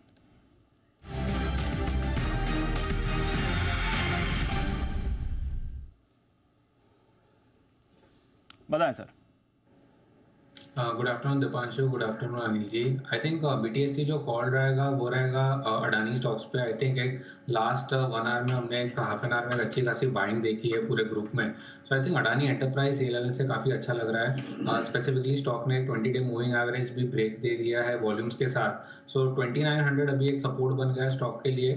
सो करंट लेवल से भी आप उसको बाय कर सकते हो। 2900 का आपको स्टॉप लॉस रखना है। जो इमीडिएट अपसाइड के मुझे टारगेट दिखाई दे रहे हैं वो है 3100 और सेकंड टारगेट है 3150 का। सो अडानी एंटरप्राइज को आप करंट लेवल से लॉन्ग कर सकते हैं। के 3100, 3150 2 टारगेट हैं जिसके लिए खरीदारी करने की राय आती हुई दिख रही है अदानी एंटरप्राइजेस में। यहाँ पर 2900 का स्टॉप लॉस है। दीप ऑफ लेट अदानी ग्रुप के शेयर पीछे से 2-2, 3-3% तेजी से भागे हैं। जरा एक बार मैं आपके सामने ले आऊँ कौन कौन से स्टॉक। ओहो क्या बात है, वाह वाह।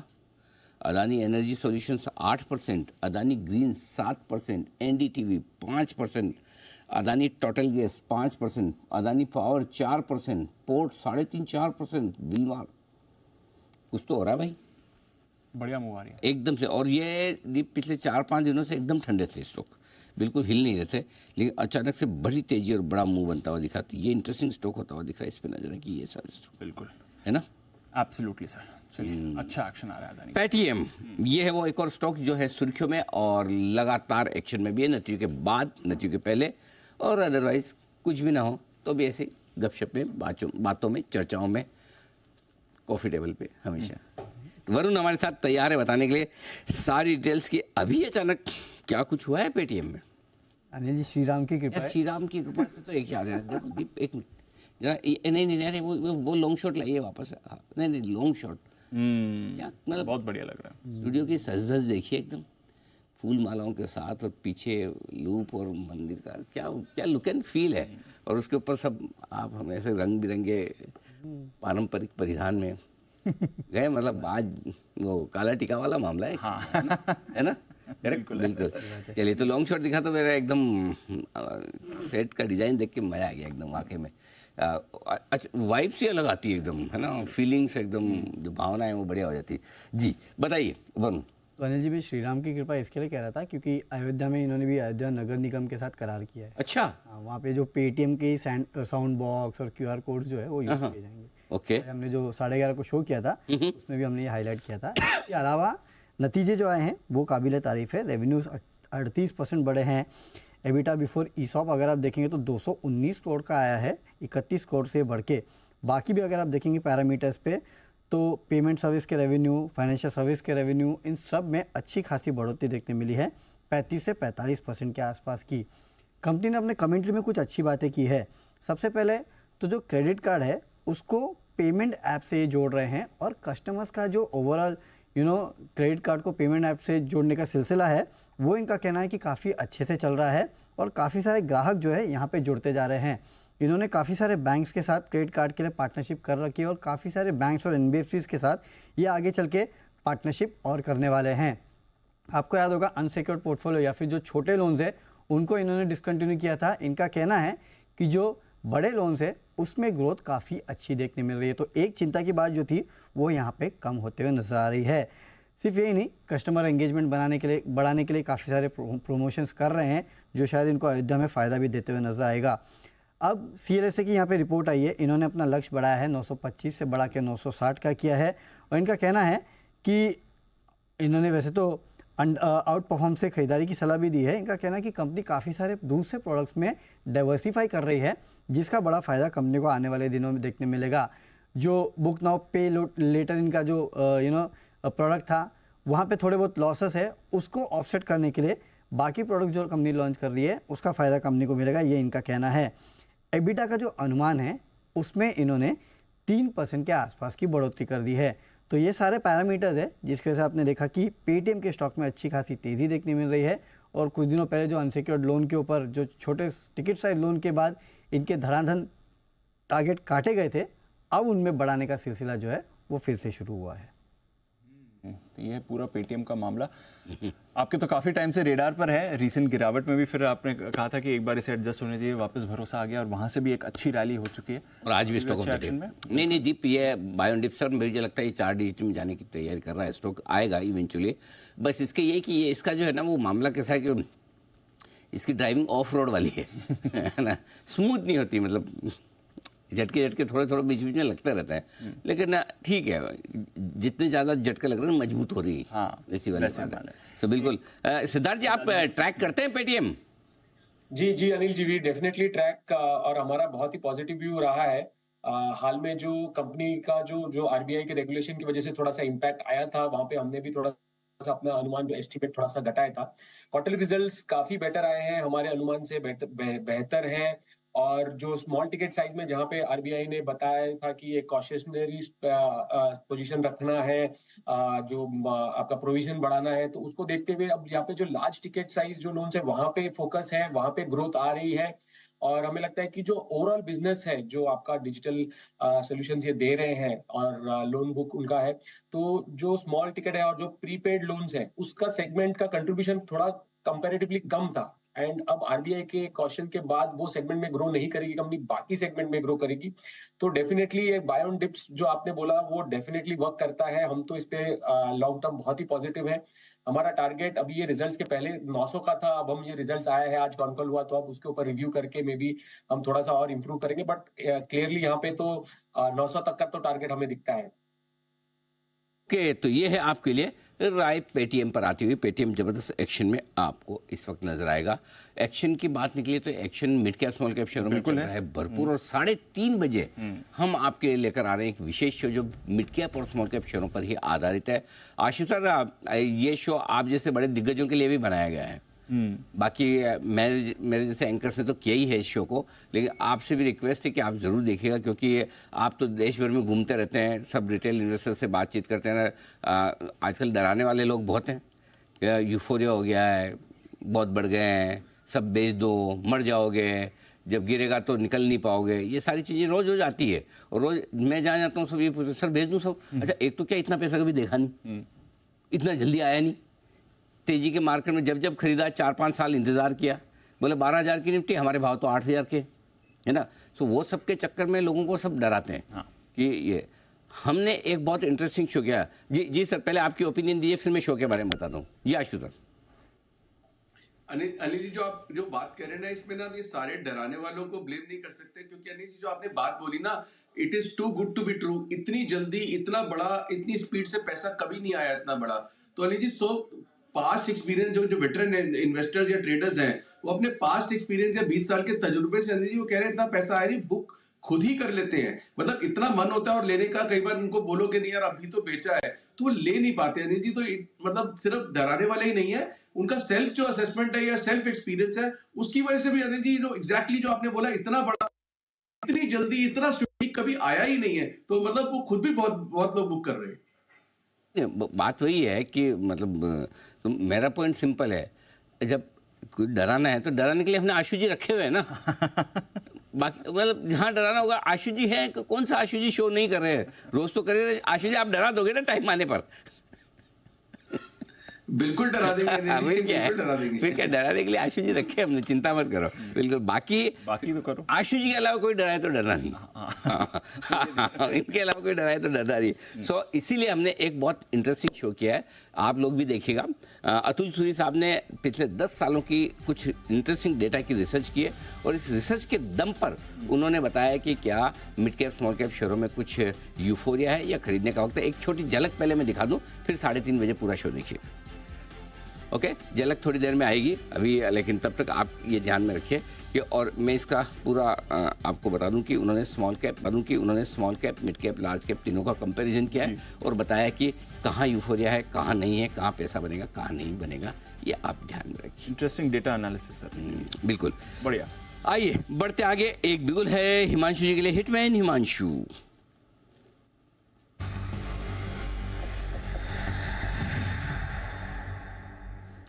बताएं सर।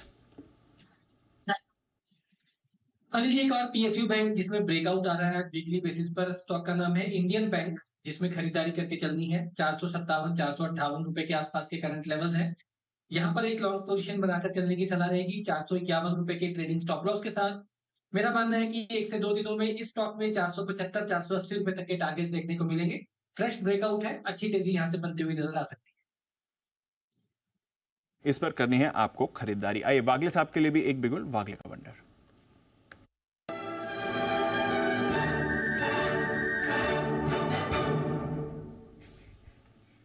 वागले साहब बताएं सर।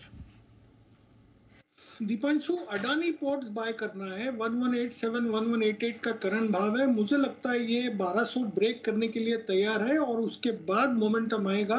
और नॉर्मली ये स्टॉक अडानी पोर्ट्स लीजिए, अडानी एंटरप्राइजेज लीजिए, जब ये आफ्टरनून में मूव चालू होती है तो closing at the highest point of the day होता है, ऐसा मेरा ऑब्जर्वेशन है। तो आप स्टॉप लॉस रखें 1175 का, एक 12-13 रुपए की रिस्क होगी।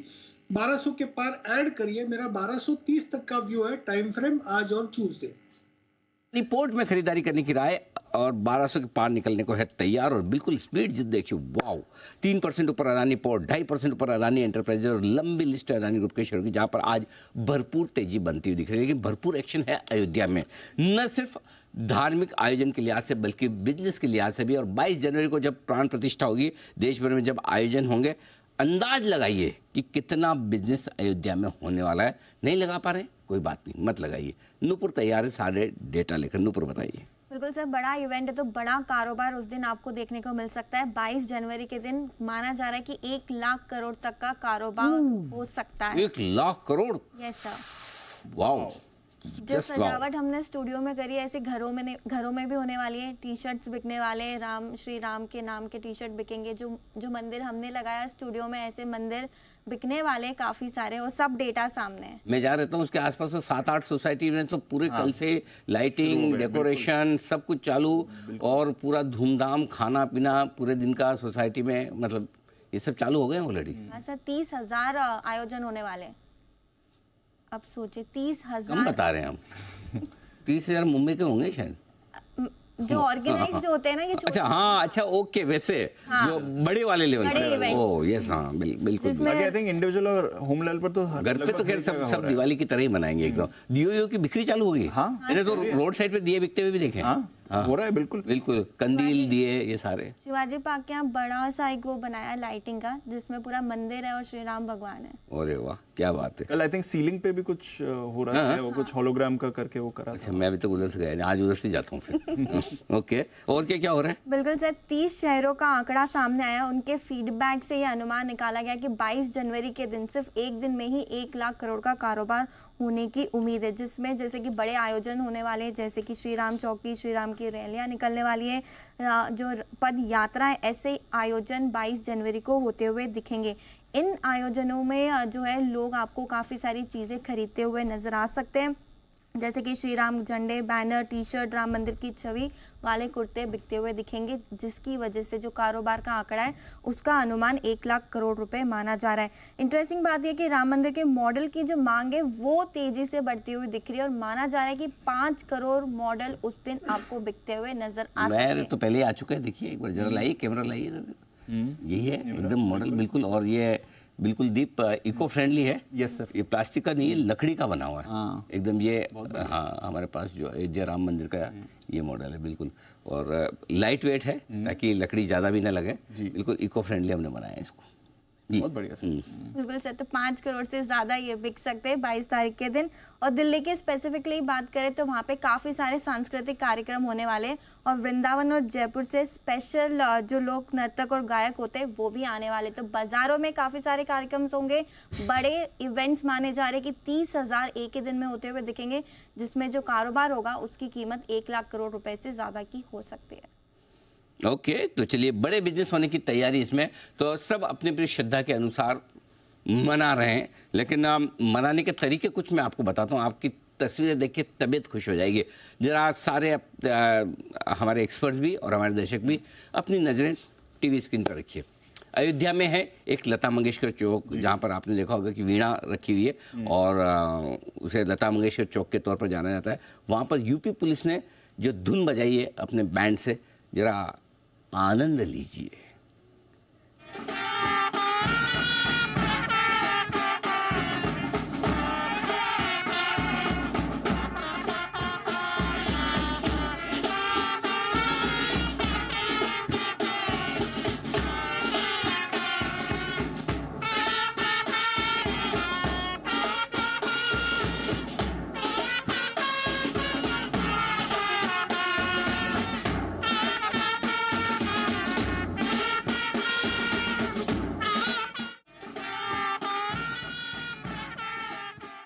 यूपी पुलिस का बैंड जो रामधुन रघुपति राघव राजा राम आपके सामने बजाते हुए देखिए, जबरदस्त एक्शन, मतलब, और इसी एक्शन को थोड़ा और कैप्चर करने की कोशिश करते हैं। चलते हैं अयोध्या।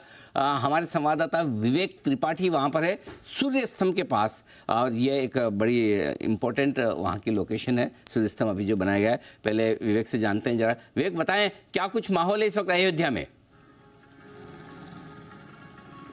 बिल्कुल सर, अयोध्या रंगी हुई है, सजी हुई है, सवरी हुई है, और आप मेरे पीछे जो बैकग्राउंड जिसका जिक्र आप कर रहे थे, सूर्य स्तंभ, खूबसूरत नज़ारा है अयोध्या का। ये एक तरह से मैं उस जगह पर हूँ जो एंट्री गेट है। अब यहाँ से आप जो मेन पंचकोसीय परिक्रमा मार्ग कहलाया जाता है वहाँ पर एंट्री करेंगे, और 5 किलोमीटर के इसी दायरे को सुरक्षा एजेंसियों ने आज से ही अपने कब्जे में ले लिया है।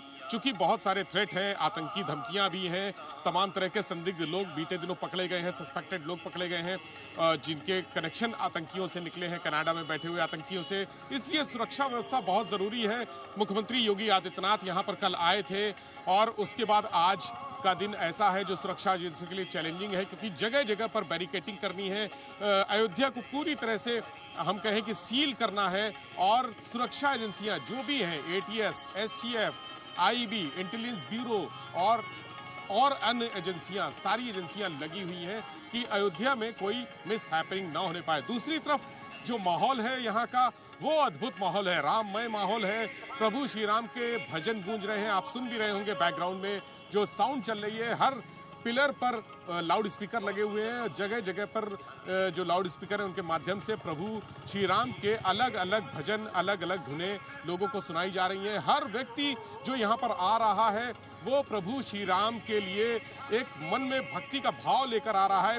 देश ही नहीं, प्रदेश ही नहीं, विश्व के अलग अलग हिस्सों से यहाँ लोग आए हैं। और आज खास दिन इसलिए है क्योंकि प्रभु श्री राम का जो विराजमान है, प्रभु श्री राम जो टेंट के नीचे थे, उसके बाद उनको लकड़ी का एक अस्थाई घर दिया गया। आज वो अपने मंदिर में प्रवेश करेंगे, यानी जो मूर्ति बनी है, नई मूर्ति, उसके अलावा जो विग्रह, पुराना विग्रह रखा हुआ है जिसको चल मूर्ति कहते हैं, विराजमान रामलला की चल मूर्ति, वो मूर्ति आज ले जाई जाएगी मंदिर में गर्भगृह पर, और प्राण प्रतिष्ठा जब होगी प्रभु श्री राम की मूर्ति की, उसके साथ ही उन विग्रहों का भी पूजा पाठ किया जाएगा, अनुष्ठान होंगे तमाम। तो आज महत्वपूर्ण दिन है। 35 साल के इंतजार के बाद आज श्री राम लला का चल विग्रह जो है वो पहुंचेगा, विराजमान रामलला का विग्रह मंदिर पहुंचेगा। उनके साथ ही जो तमाम अन्य मूर्तियां रखी हुई हैं उनको भी मंदिर के गर्भगृह में ले जाया जाएगा। तो आज एक तरह से कहा जाए कि प्रभु श्री राम लला जो असली मूर्तियां अभी तक रखी थी, जिनका पूजन पाठन होता था, वो पहुंचेंगी मंदिर में। और इसके साथ ही 53 देशों के ऐसे लोग बुलाए गए हैं, आमंत्रित किए गए हैं, वो भी आज अलग अलग जगहों से पहुंचे हैं। अमेरिका से पहुंचे हैं, ब्रिटेन से पहुंचे हैं, ऑस्ट्रेलिया, वियतनाम से पहुंचे हैं, साउथ कोरिया से पहुंचे हैं, अफ्रीकी कंट्रीज से पहुंचे हैं, जिन्होंने किसी न किसी रूप में कार सेवा की थी। और उस समय जब 1990 में आंदोलन शुरू हुआ था, श्री राम जन्मभूमि आंदोलन, तब उस आंदोलन में शामिल हुए थे। और उसके बाद 6 दिसंबर 1992 में जब विवादित ढांचा का विध्वंस किया गया था, उसमें भी कार सेवा में वो शामिल थे। ऐसे 53 कंट्रीज के 53 इंपॉर्टेंट कार सेवक आज बुलाए गए हैं, जिनको सम्मानित किया जाएगा, जो प्राण प्रतिष्ठा के कार्यक्रम में भी शामिल होंगे। तो सुरक्षा एक तरफ है, जो भक्ति है वो एक तरफ है, लोग खींचे चले आ रहे हैं। और इस बीच अयोध्या में जो विकास का नज़ारा हमें देखने को मिल रहा है, वो वैसा पहले कभी नहीं देखा। यहाँ के लोग अभिभूत हैं, यहाँ के जो कारोबारी हैं, बिजनेस हैं, उनको बिजनेस का बढ़ावा मिला है, कारोबार बढ़ गया है आगे। जो पहले महीने में 5,000 कमाते थे, आज इनको 12 से 15,000 की कमाई हो रही। तो लोग बहुत उत्साहित है, हर तरफ से विकास है। और ये कहा जा रहा है कि अयोध्या में अगले 1 साल में, यानी प्राण प्रतिष्ठा के अगले 1 साल में 2.5 से 3 करोड़ पर्यटक आएंगे, धार्मिक पर्यटक, जिससे रेवेन्यू मिलेगा करीब 55,000 करोड़ रुपए का। बहुत बड़ी टूरिज्म मिनिस्टर से मिली जानकारी है कि अगर 2.5 से 3 करोड़ पर्यटक हर साल आते हैं तो रेवेन्यू 55,000 करोड़ रुपए के आसपास सिर्फ अयोध्या देगी। तो ये बड़ा बिजनेस भी अयोध्या में होने की तैयारी में बहुत कुछ एक्शन आपकी स्क्रीन पर नजर आ भी रहा है, ये आपके सामने। और अगर आप भी आखिरी मिनटों में अयोध्या जाने का प्लान बना रहे हैं तो वैसे तो अगर इन्विटेशन होती जाइएगा, भाई जाइएगा नहीं, लेकिन अगर इन्विटेशन आखिरी मिनटों में आपको आया हूँ और फिर भी जाना चाहते हैं कि भाई चलो, तो आशीष कुछ डिटेल्स, आशीष कैसे पहुंचा जाए? सर पहुंचा तो जाएंगे, लेकिन पहुंच के रहेंगे कहाँ पे? क्योंकि जितने भी होटल्स हैं आसपास, ऐसा नहीं कि सिर्फ अयोध्या में, आसपास के जितने भी इलाके हैं सब में कीमतें औसतन 5 टाइम्स बढ़ चुकी है वहाँ पर। अच्छा। और काफ़ी बड़ी जो है मात्रा में श्रद्धालु वहाँ पर पहुँच रहे हैं। जो गेस्ट हैं वो तो 7,000 ही है, लेकिन माना जा रहा है कि ये सिलसिला सिर्फ 22 तारीख नहीं, वहाँ से अब आपको और बड़ी तेज़ी देखने को मिल सकती है। और काफ़ी हफ्तों के बाद तक अगर आप देखें तो जो टूर पैकेजेस हैं पूरी तरीके से सोल्ड आउट हैं। ऑक्यूपेंसी होटल्स में काफ़ी बढ़िया देखने को मिल रही है। थोड़े दिन पहले हमने आपको अपडेट दे के बताया था कि अयोध्या के आसपास के इलाकों में कुछ जो होटल्स हैं वहाँ पर कीमतें 85,000 से लेके 1 लाख रुपए प्रतिदिन की कीमतें पर यहाँ पर मिल रही हैं। और इसके साथ अगर आप देखें तो लखनऊ है, कानपुर है, गोरखपुर है, जहाँ पर इतनी बड़ी मात्रा में श्रद्धालु आ रहे हैं तो डिमांड इकोनॉमी को काफ़ी बढ़िया देखने को मिल रही है। तो ट्रेंड काफ़ी मजबूत देखने को मिल रहा है और ऐसा माना जा रहा है कि सालाना 4 करोड़ से ज़्यादा, हालांकि ये बहुत ही अर्ली एस्टिमेट है, पहले 1-2 महीने में देखना होगा कि कितने श्रद्धालु वहाँ पर पहुँचते हैं। जैसे कि अभी हम सुन भी रहे थे कि बड़ी मात्रा में विदेशी सैलानी वहाँ पर आएंगे, तो 3 से 7 लाख लोग जो है आपको पहले ही सप्ताह में देखने को मिल सकते हैं। तो बड़ी अपॉर्चुनिटी है पूरी टूरिज्म स्पेस के लिए, हॉस्पिटैलिटी स्पेस के लिए। तो जो स्टॉक्स हमने आपको बताए थे वहाँ पर फोकस करेगा। जैसे कामत होटल्स हैं, इनके 3 होटल्स आगे आने वाले हैं, वहाँ पर फोकस रहेगा। इंडियन होटल्स यहाँ पर भी अगर आप देखें तो सिर्फ अयोध्या नहीं, आसपास भी उत्तर प्रदेश में टोटल 19 होटल्स हैं इनके पास, तो इनका नेटवर्क काफ़ी स्ट्रांग है। और साथ में जो ऑनलाइन ट्रैवल एजेंट कंपनीज हैं इनके लिए भी बड़ा अवसर है। तो ये सब कुछ है, लेकिन ये तो अभी है, आगे फिर? आगे सर वही मैं बता रहा हूँ कि अभी जस्ट शुरुआत हुई है। अभी अगले 1 हफ्ते के बाद अगर आप देखें तो आंकड़ा मालूम पड़ रहा है कि यहाँ पर बड़ा बढ़ सकता है। इनफैक्ट लखनऊ है, गोरखपुर है, कानपुर है, यहाँ पर जो सर्चेस की हिस्ट्री निकल कर आ रही है, जो गूगल ट्रेंड्स का डेटा बता रहा है कि 4-4 गुना 5-5 गुना इजाफा यहाँ पर देखने को मिल रहा है। और लोग पूरी फैमिली के साथ जो है टूर पैकेजेस को बुक कर रहे हैं। तो 22 तारीख को तो हम देखेंगे कि यहाँ पर बड़ी मात्रा में जो श्रद्धालु जाना चाहते हैं, लेकिन इसके बाद सिलसिला शुरू होगा। तो अगले 2 महीने तक अगर आप देखें तो ऑक्यूपेंसी पूरी तरीके से फुल है यहाँ पर। तो सर भीड़ भाड़ बनी रहेगी। तो अगले 2 महीने तक तो मतलब आप लाइन लगा के रखो, मतलब यह मार्ग व्यस्त है, आप कतार में है। बिल्कुल बिल्कुल ठीक बात है। तो चलिए आइए, इस बीच आशु जी कुछ विशेष टिप्पणी करना चाहते हैं थोड़ी किसी मुद्दे पर। आशु जी बताएं सर।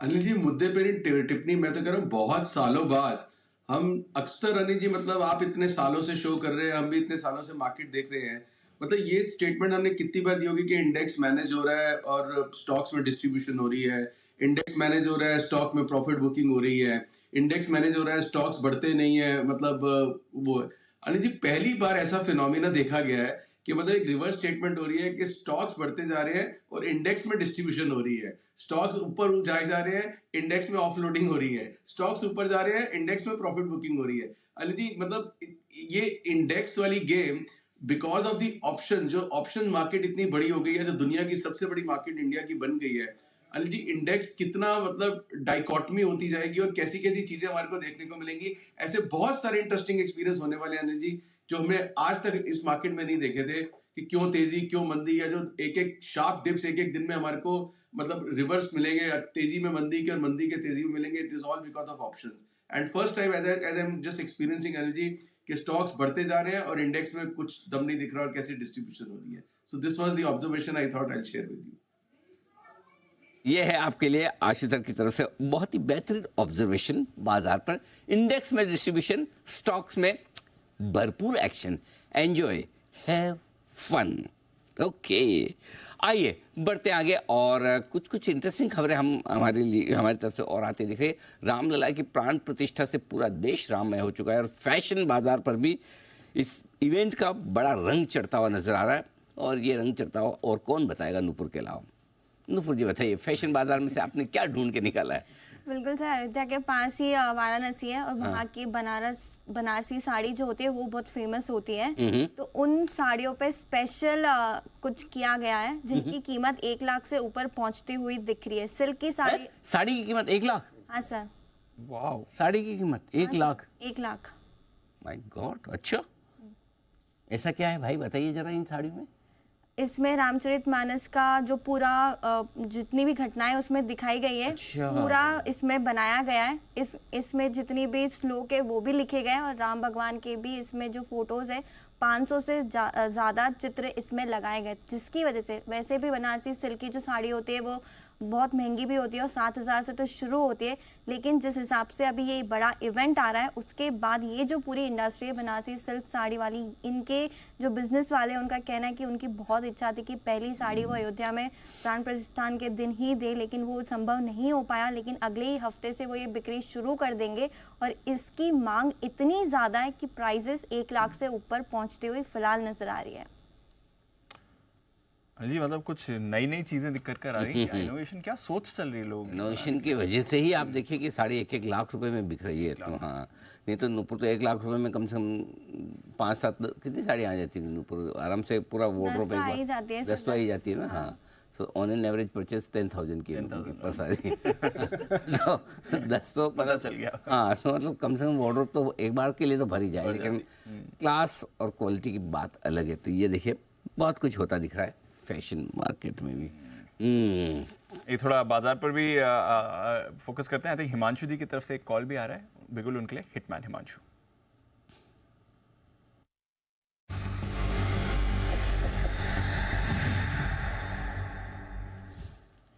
बताएं हिमांशु जी। दीप, खरीदारी करनी है गुजरात स्टेट पेट्रोनेट यानी कि GSPL में, जिसमें एक ब्रेकआउट आता हुआ नजर आ रहा है। 342 रुपए के करंट लेवल्स है। 340 342 इस रेंज में खरीदारी करें। 330 रुपए का स्टॉप लॉस लगाएं। इसमें मुझे ऐसा लगता है कि 1 से 2 दिन के नजरिए के साथ 360 365 रुपए तक का मूव देखने को मिल सकता है। हमने देखा कि पेट्रोनेट LNG में भी एक शानदार ब्रेकआउट की तैयारी है, वहां पर भी अच्छा मूव है और इस स्पेस में भी मुझे लगता है कि एक अच्छी तेजी बनते हुई नजर आ सकती है। ना केवल 1 से 2 दिन के नजरिए बल्कि पोजिशनली भी मुझे लगता है ये स्टॉक नया हाई बनाता हुआ नजर आएगा। तो GSPL में खरीदारी करके चलने की सलाह है। में एक्शन भरपूर है। GSPL में खरीदारी करने की राय 330 के स्टॉप लॉस के साथ आती हुई दिख रही है। 360 के टारगेट के लिए यहाँ पर दीप सरकारी कंपनी की बात चली तो एक और स्टॉक जो आज बड़ा सुर्खी में वो है NBCC। बिल्कुल जबरदस्त सेक्शन में 8% ऊपर सेंचुरी मारता, ट्रिपल डिजिट हो गया सर। बिल्कुल देख लीजिए, बिल्कुल जबरदस्त सेक्शन में। तो आपकी रिकमेंडेशन लिस्ट में भी था और NBCC हमने देखा है रिसेंटली, आपने रिकमेंड भी किया था। आई थिंक 60-65 के आसपास इसको रिकमेंड किया था। 66 रुपये पर माफ़ कीजिए 65 रुपये पर रिकमेंड किया था 19 अक्टूबर को। तो 3 महीने की रैली देख लीजिए। 65-64 के आसपास था 3 महीने पहले 19 अक्टूबर को, जब नवरत्न SIP में रिकमेंड 64 रुपये 50 पैसे पर 19 अक्टूबर को देख लीजिए। वाओ, यानी कि 35 रुपये, यानी कि लगभग 50% से ज़्यादा के रिटर्न आते हैं। हाँ, अक्टूबर, नवंबर, दिसंबर, जनवरी, 3 महीने एग्जैक्ट, 2.5 महीने में, 3 महीने, हाँ बिल्कुल, ये है कमाल। बहुत बढ़िया। आइए एक बार देख लेते हैं तब क्या रिकमेंडेशन दी गई थी एनबीसीसी पर।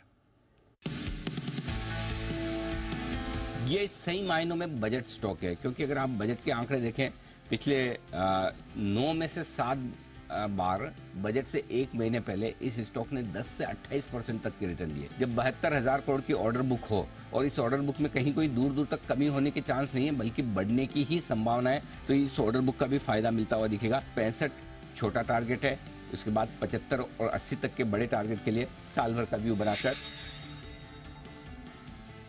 सरकारी कंपनियों में अब भी पैसा लगाने का अच्छा मौका है। बढ़िया ग्रोथ आउटलुक जो है, एनबीसीसी आज हमारा स्टॉक है। इस कंपनी के पास अभी जो ऑर्डर बुक है वो 55,000 करोड़ रुपए की है। 55,000 करोड़ का काम है एनबीसीसी के पास, और जो ये वित्त वर्ष 2023 की आय का लगभग 6 गुना है दीप। तो आपको 85, 100 और 120 रुपए इन टारगेट के लिए आपको होल्ड करना चाहिए, खरीदना चाहिए। 64 से दिया था, अब 94, 100 रुपए तक, यानी 3 महीने पहले 35% की रिटर्न थी। 35%, ठीक, रन रेट ठीक है, 10% महीने के हिसाब से ठीक चल रहा है।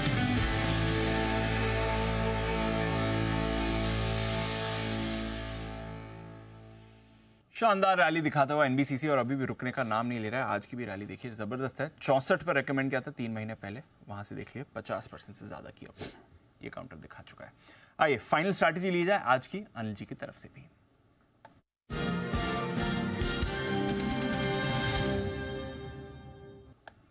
थोड़ा निफ्टी डल दिख रहा है जी, 21,600 के नीचे। बैंक निफ्टी बहुत ही चुस्त दिख रहा है। आईसीआईसीआई बैंक के नंबर्स का रिएक्शन का इंतजार है, एंड ऑफ कोर्स मंडे को भी कुछ नंबर्स आने वाले हैं। बताएं सर, क्या करके जाना चाहिए? दीप, जो पोजीशन है वो होल्ड करिए, बिल्कुल नया कुछ करने की जरूरत नहीं है। और निफ्टी आपके पास है 21,500 का या 21,450 के पुट लेकर आप हेज कर सकते हैं, आपकी मर्जी हो तो।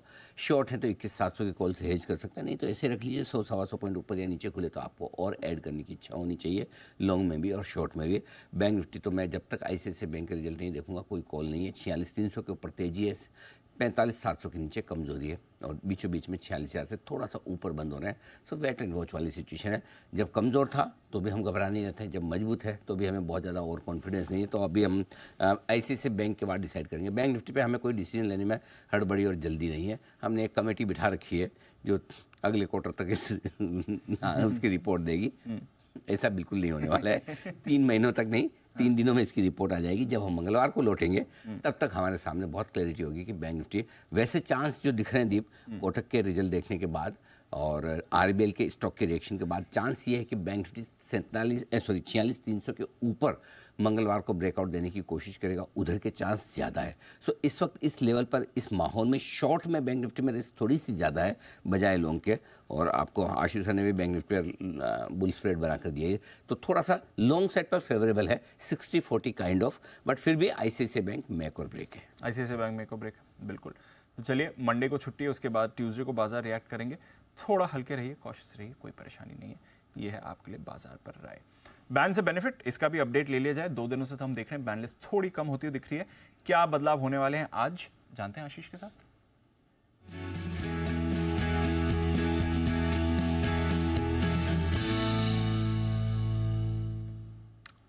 आशीष बताइए, और स्टॉक्स कम होंगे या फिर कुछ जुड़ेंगे? दीपांशु, लगातार लिस्ट थोड़ी छोटी होती जा रही है। फिलहाल हमारे पास 11 स्टॉक हैं। 11 में से 3 स्टॉक ऐसे हैं जो बैन से बाहर रह सकते हैं। इनमें से सिर्फ एक स्टॉक ऐसा है जहां पर कंफर्मेशन है हमारे पास, तो हिंदुस्तान कॉपर। यहां पर देखिए 79.8% हो गई है मार्केट रेट पोजीशन में, 80% से नीचे आ गई, यानी कंफर्मेशन है कि स्टॉक बैन से बाहर आ जाएगा। दूसरा ABFRL यहाँ पर 80.5% है, और IEX यहाँ पर भी आप देखिए 80.5% है। समय हमारे पास तकरीबन 7 मिनट का बचा हुआ है, तो देखना होगा कि ये 2 स्टॉक्स में अब पोजीशंस घटती कि नहीं। लेकिन मोस्टली लग रहा है कि IEX, ABFRL और हिंदुस्तान कॉपर, ये 3 स्टॉक ऐसे होंगे जो आपको 11 में से बैन से बाहर आते हुए नजर आएंगे। लेकिन एंट्री के लिहाज से देखिए 3 स्टॉक हैं, पहले 2 ही थे, लेकिन अब एक स्टॉक ऐसा जिसने थोड़ा सा ऐड ऑन किया पोजीशंस पे। GNFC देखिए 95% के ऊपर है, फिलहाल 107% है। IRCTC 104% है, और सन टीवी इसने भी 95% के आंकड़े को अभी जस्ट ही क्रॉस किया है। 97% हो गई है, राउंड फिगर आपको बता रहा हूं। तो 3 स्टॉक हमारे पास हैं, तो मुश्किल ही लग रहा है कि लिस्ट में कोई बदलाव होगा। फिलहाल नंबर के हिसाब से सन टीवी, IRCTC और GNFC, ये 3 स्टॉक हैं जो एंट्री कर सकते हैं, और बाहर निकलेंगे हिंदुस्तान कॉपर, ABFRL और IEX। तो 3 स्टॉक्स एंट्री लिए तैयार हैं, उसमें से खैर IRCTC और GNFC तो लग ही रहा है एंट्री ले सकते हैं, बट 3 स्टॉक्स बॉर्डर पर हैं निकलने की तैयारी में, IEX, AB फैशन और हिंदुस्तान कॉपर। इनफैक्ट एग्जैक्टली 80% पर इस समय हिंदुस्तान कॉपर आपको दिख भी रहा है, तो यहाँ पर रखनी है नज़र। ये है आपके लिए बैन लिस्ट का पूरा अपडेट। शुक्रिया आशीष ये अपडेट हमारे साथ शेयर करने के लिए। IRCTC एक बार इस पर राय ले लेते हैं, बैन में आने की संभावना है। कुणाल शाह साहब एक बार IRCTC के चार्ट देख लीजिए, शायद बैन में आ जाए बट अच्छे मोमेंटम में रहा है, बाकी रेलवेज की तरह इसमें भी अच्छी मूव आई है, आज 4 डिजिट में भी आ गया ये काउंटर। क्या रहा है सर इस पर? Sir I think Deepanshu momentum तो काफी स्ट्रांगली है पूरे रेलवे काउंटर्स में, बट ये जो 1024 1040 यही है, यहाँ पे शायद स्टॉक एक रेजिस्टेंस दिखा सकता है। डिप्स पे लेने की सलाह रहेगी, 980 990 अगर ये जोन मिलता है तो आप वहां कर सकते हैं, फिर आप वापस देख सकते हैं टारगेट 1030 1040 के। IRCTC जहाँ पर आपको रखनी है नज़र, अच्छे एक्शन में दिख भी रहा है ये काउंटर, और अभी भी देखें तो गेंस होल्ड कर रहा है अपनी, बट बैन में आने की पूरी संभावना इस पर बनी हुई है। टायर स्टॉक्स के लिए शानदार दिन रहा है। बालकृष्णा, MRF, अपोलो आपके वायदा कारोबार के टॉप 3 गेनर्स, तीनों के तीनों आपके टायर स्टॉक्स हैं, तो ये दिखा रहे हैं कि कितनी स्ट्रेंथ इन काउंटर्स पर रही है। एक बार पहले बालकृष्ण इंडस्ट्रीज पर वागले साहब से बात करते हैं। वागले साहब क्या करके जाना चाहिए अगर पोजीशन है तो बालकृष्ण इंडस्ट्रीज सर? दीपांशु अगर ट्रेडिंग व्यू है तो 2800 के आसपास का रेजिस्टेंस है, लेकिन अगर जैसे मैंने कहा एक मंथ के व्यू से अगर आप लेना चाहते हो तो इसमें एक फ्रेश ब्रेकआउट ऑलरेडी हुआ है। द मोमेंट 2800 निकालेगा ये 300 रुपए की मूव बहुत जल्दी देगा, मतलब कुछ हफ्तों में देगा, तो आई थिंक होल्ड करना चाहिए 2700 के स्टॉप लॉस से। ओके, तो ये है आपके लिए बालकृष्ण, थोड़ा पोजिशनल व्यू लेकर जाइए, कोई परेशानी इस पर नहीं है। अपोलो टायर्स, हिमांशु जी एक बार इस पर भी अपनी राय दे दें सर, ये भी जबरदस्त मोमेंटम है, 4.25% ऊपर। दीप एक्चुअली टायर स्टॉक्स में जो तेजी है वो रेड सी में जो चलता जो इस टाइम थोड़ी प्रॉब्लम है उसकी वजह से इस पूरे स्पेस में एक्शन है, और मुझे लगता है ये एक ऐसा स्पेस है जिसमें आपकी डेफिनेटली लॉन्ग पोजीशंस रहनी चाहिए। आज एक शार्प सर्च देखने को मिला है, इसी हफ्ते मैंने इसमें खरीदारी की सलाह भी दी थी, 480 का कॉल ऑप्शन सुझाया था जिसमें काफी अच्छी प्रॉफिट देखने को मिले हैं। मेरा मानना है कि तेजी की पोजीशंस होल्ड की जा सकती हैं, अभी भी इस स्पेस में तेजी बनती हुई नजर आएगी। 550 का जो आज का हाई है वो वापस से रीटेस्ट होता हुआ नजर आ सकता है। स्टॉप लॉस के तौर पर अगर ट्रेडिंग की आपकी पोजीशंस है तो 510 रुपए का स्टॉप लॉस रहना चाहिए और तेजी की पोजीशंस को होल्ड करके चलने की सलाह है। बिल्कुल, और इस बीच एक स्टॉक और जो जबरदस्त एक्शन में है वो है LIC, जिस पर हम लगातार बार लंबे समय से बुलिश हैं, हम कहने कि जल्दी से इसे बेचिएगा मत।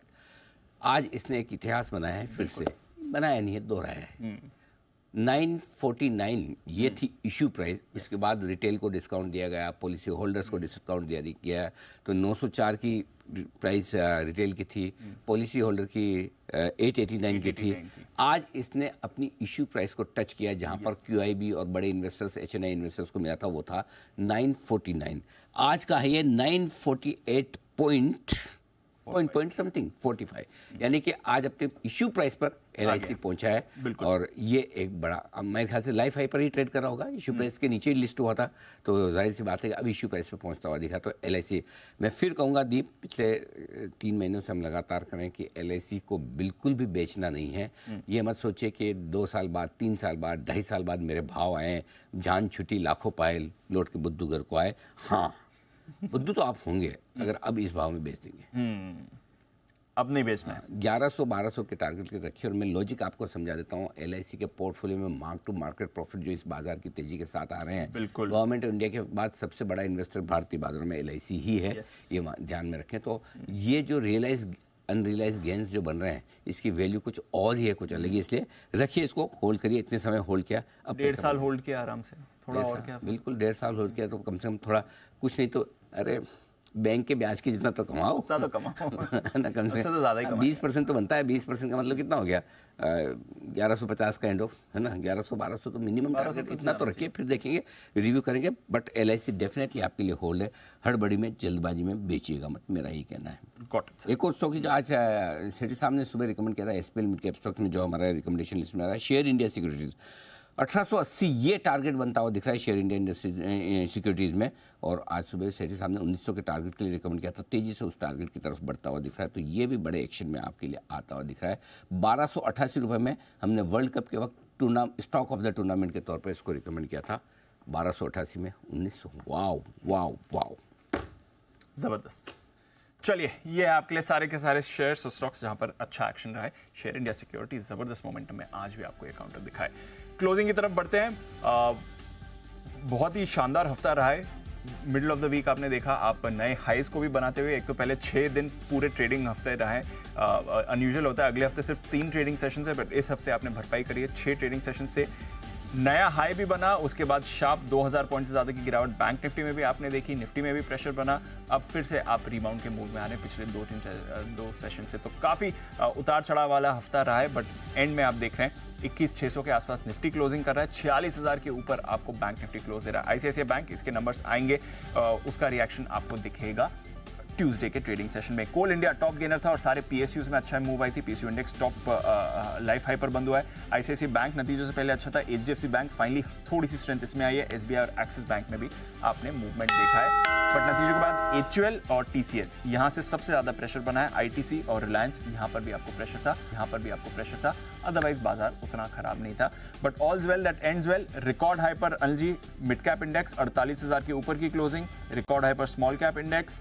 जबरदस्त एक्शन बैंक निफ्टी में 46,000 के ऊपर क्लोज दे रहा है और 21,600 के आसपास तो निफ्टी भी बंद हो रहा है। सर अच्छा एक्शन, बढ़िया एक्शन बाजार का और अच्छी क्लोजिंग कही जाएगी। अगर आप ब्रॉडर मार्केट, और सुबह से हम कह रहे थे कि आज आपको focus mid cap small cap शेयरों में करना है। मैदान खाली है, बिल्कुल। हाँ, क्योंकि आज ऑलरेडी सुबह पता चल गया कि म्यूचुअल फंड आज मैदान में है नहीं, और वहीं से अगर प्रॉफिट बुकिंग आनी भी है तो वहीं से आती, तो वहाँ से आने का कोई खतरा था नहीं। बाकी एफआईस तो वैसे भी है नहीं। बहुत बहुत ज़्यादा धन्यवाद हिमांशु जी का, सुदीप शाह साहब का, वागले साहब का और आशुतोष का हमारा साथ देने के लिए। बाकी जो मेहमान स्क्रीन पे नहीं दिख रहे उनका भी बहुत बहुत धन्यवाद। मुझे और दीप को इजाज़त दीजिए, और मेरी मुलाकात तो दीप मंडे को होगी, दीप से मुलाकात होगी ट्यूसडे को। बिल्कुल। और वीकेंड से लेकर पूरे हफ्ते में आपको जी बिजनेस के साथ रहना है, देखना है श्री राम महोत्सव का भव्य कवरेज सिर्फ जी बिजनेस पर। नमस्कार।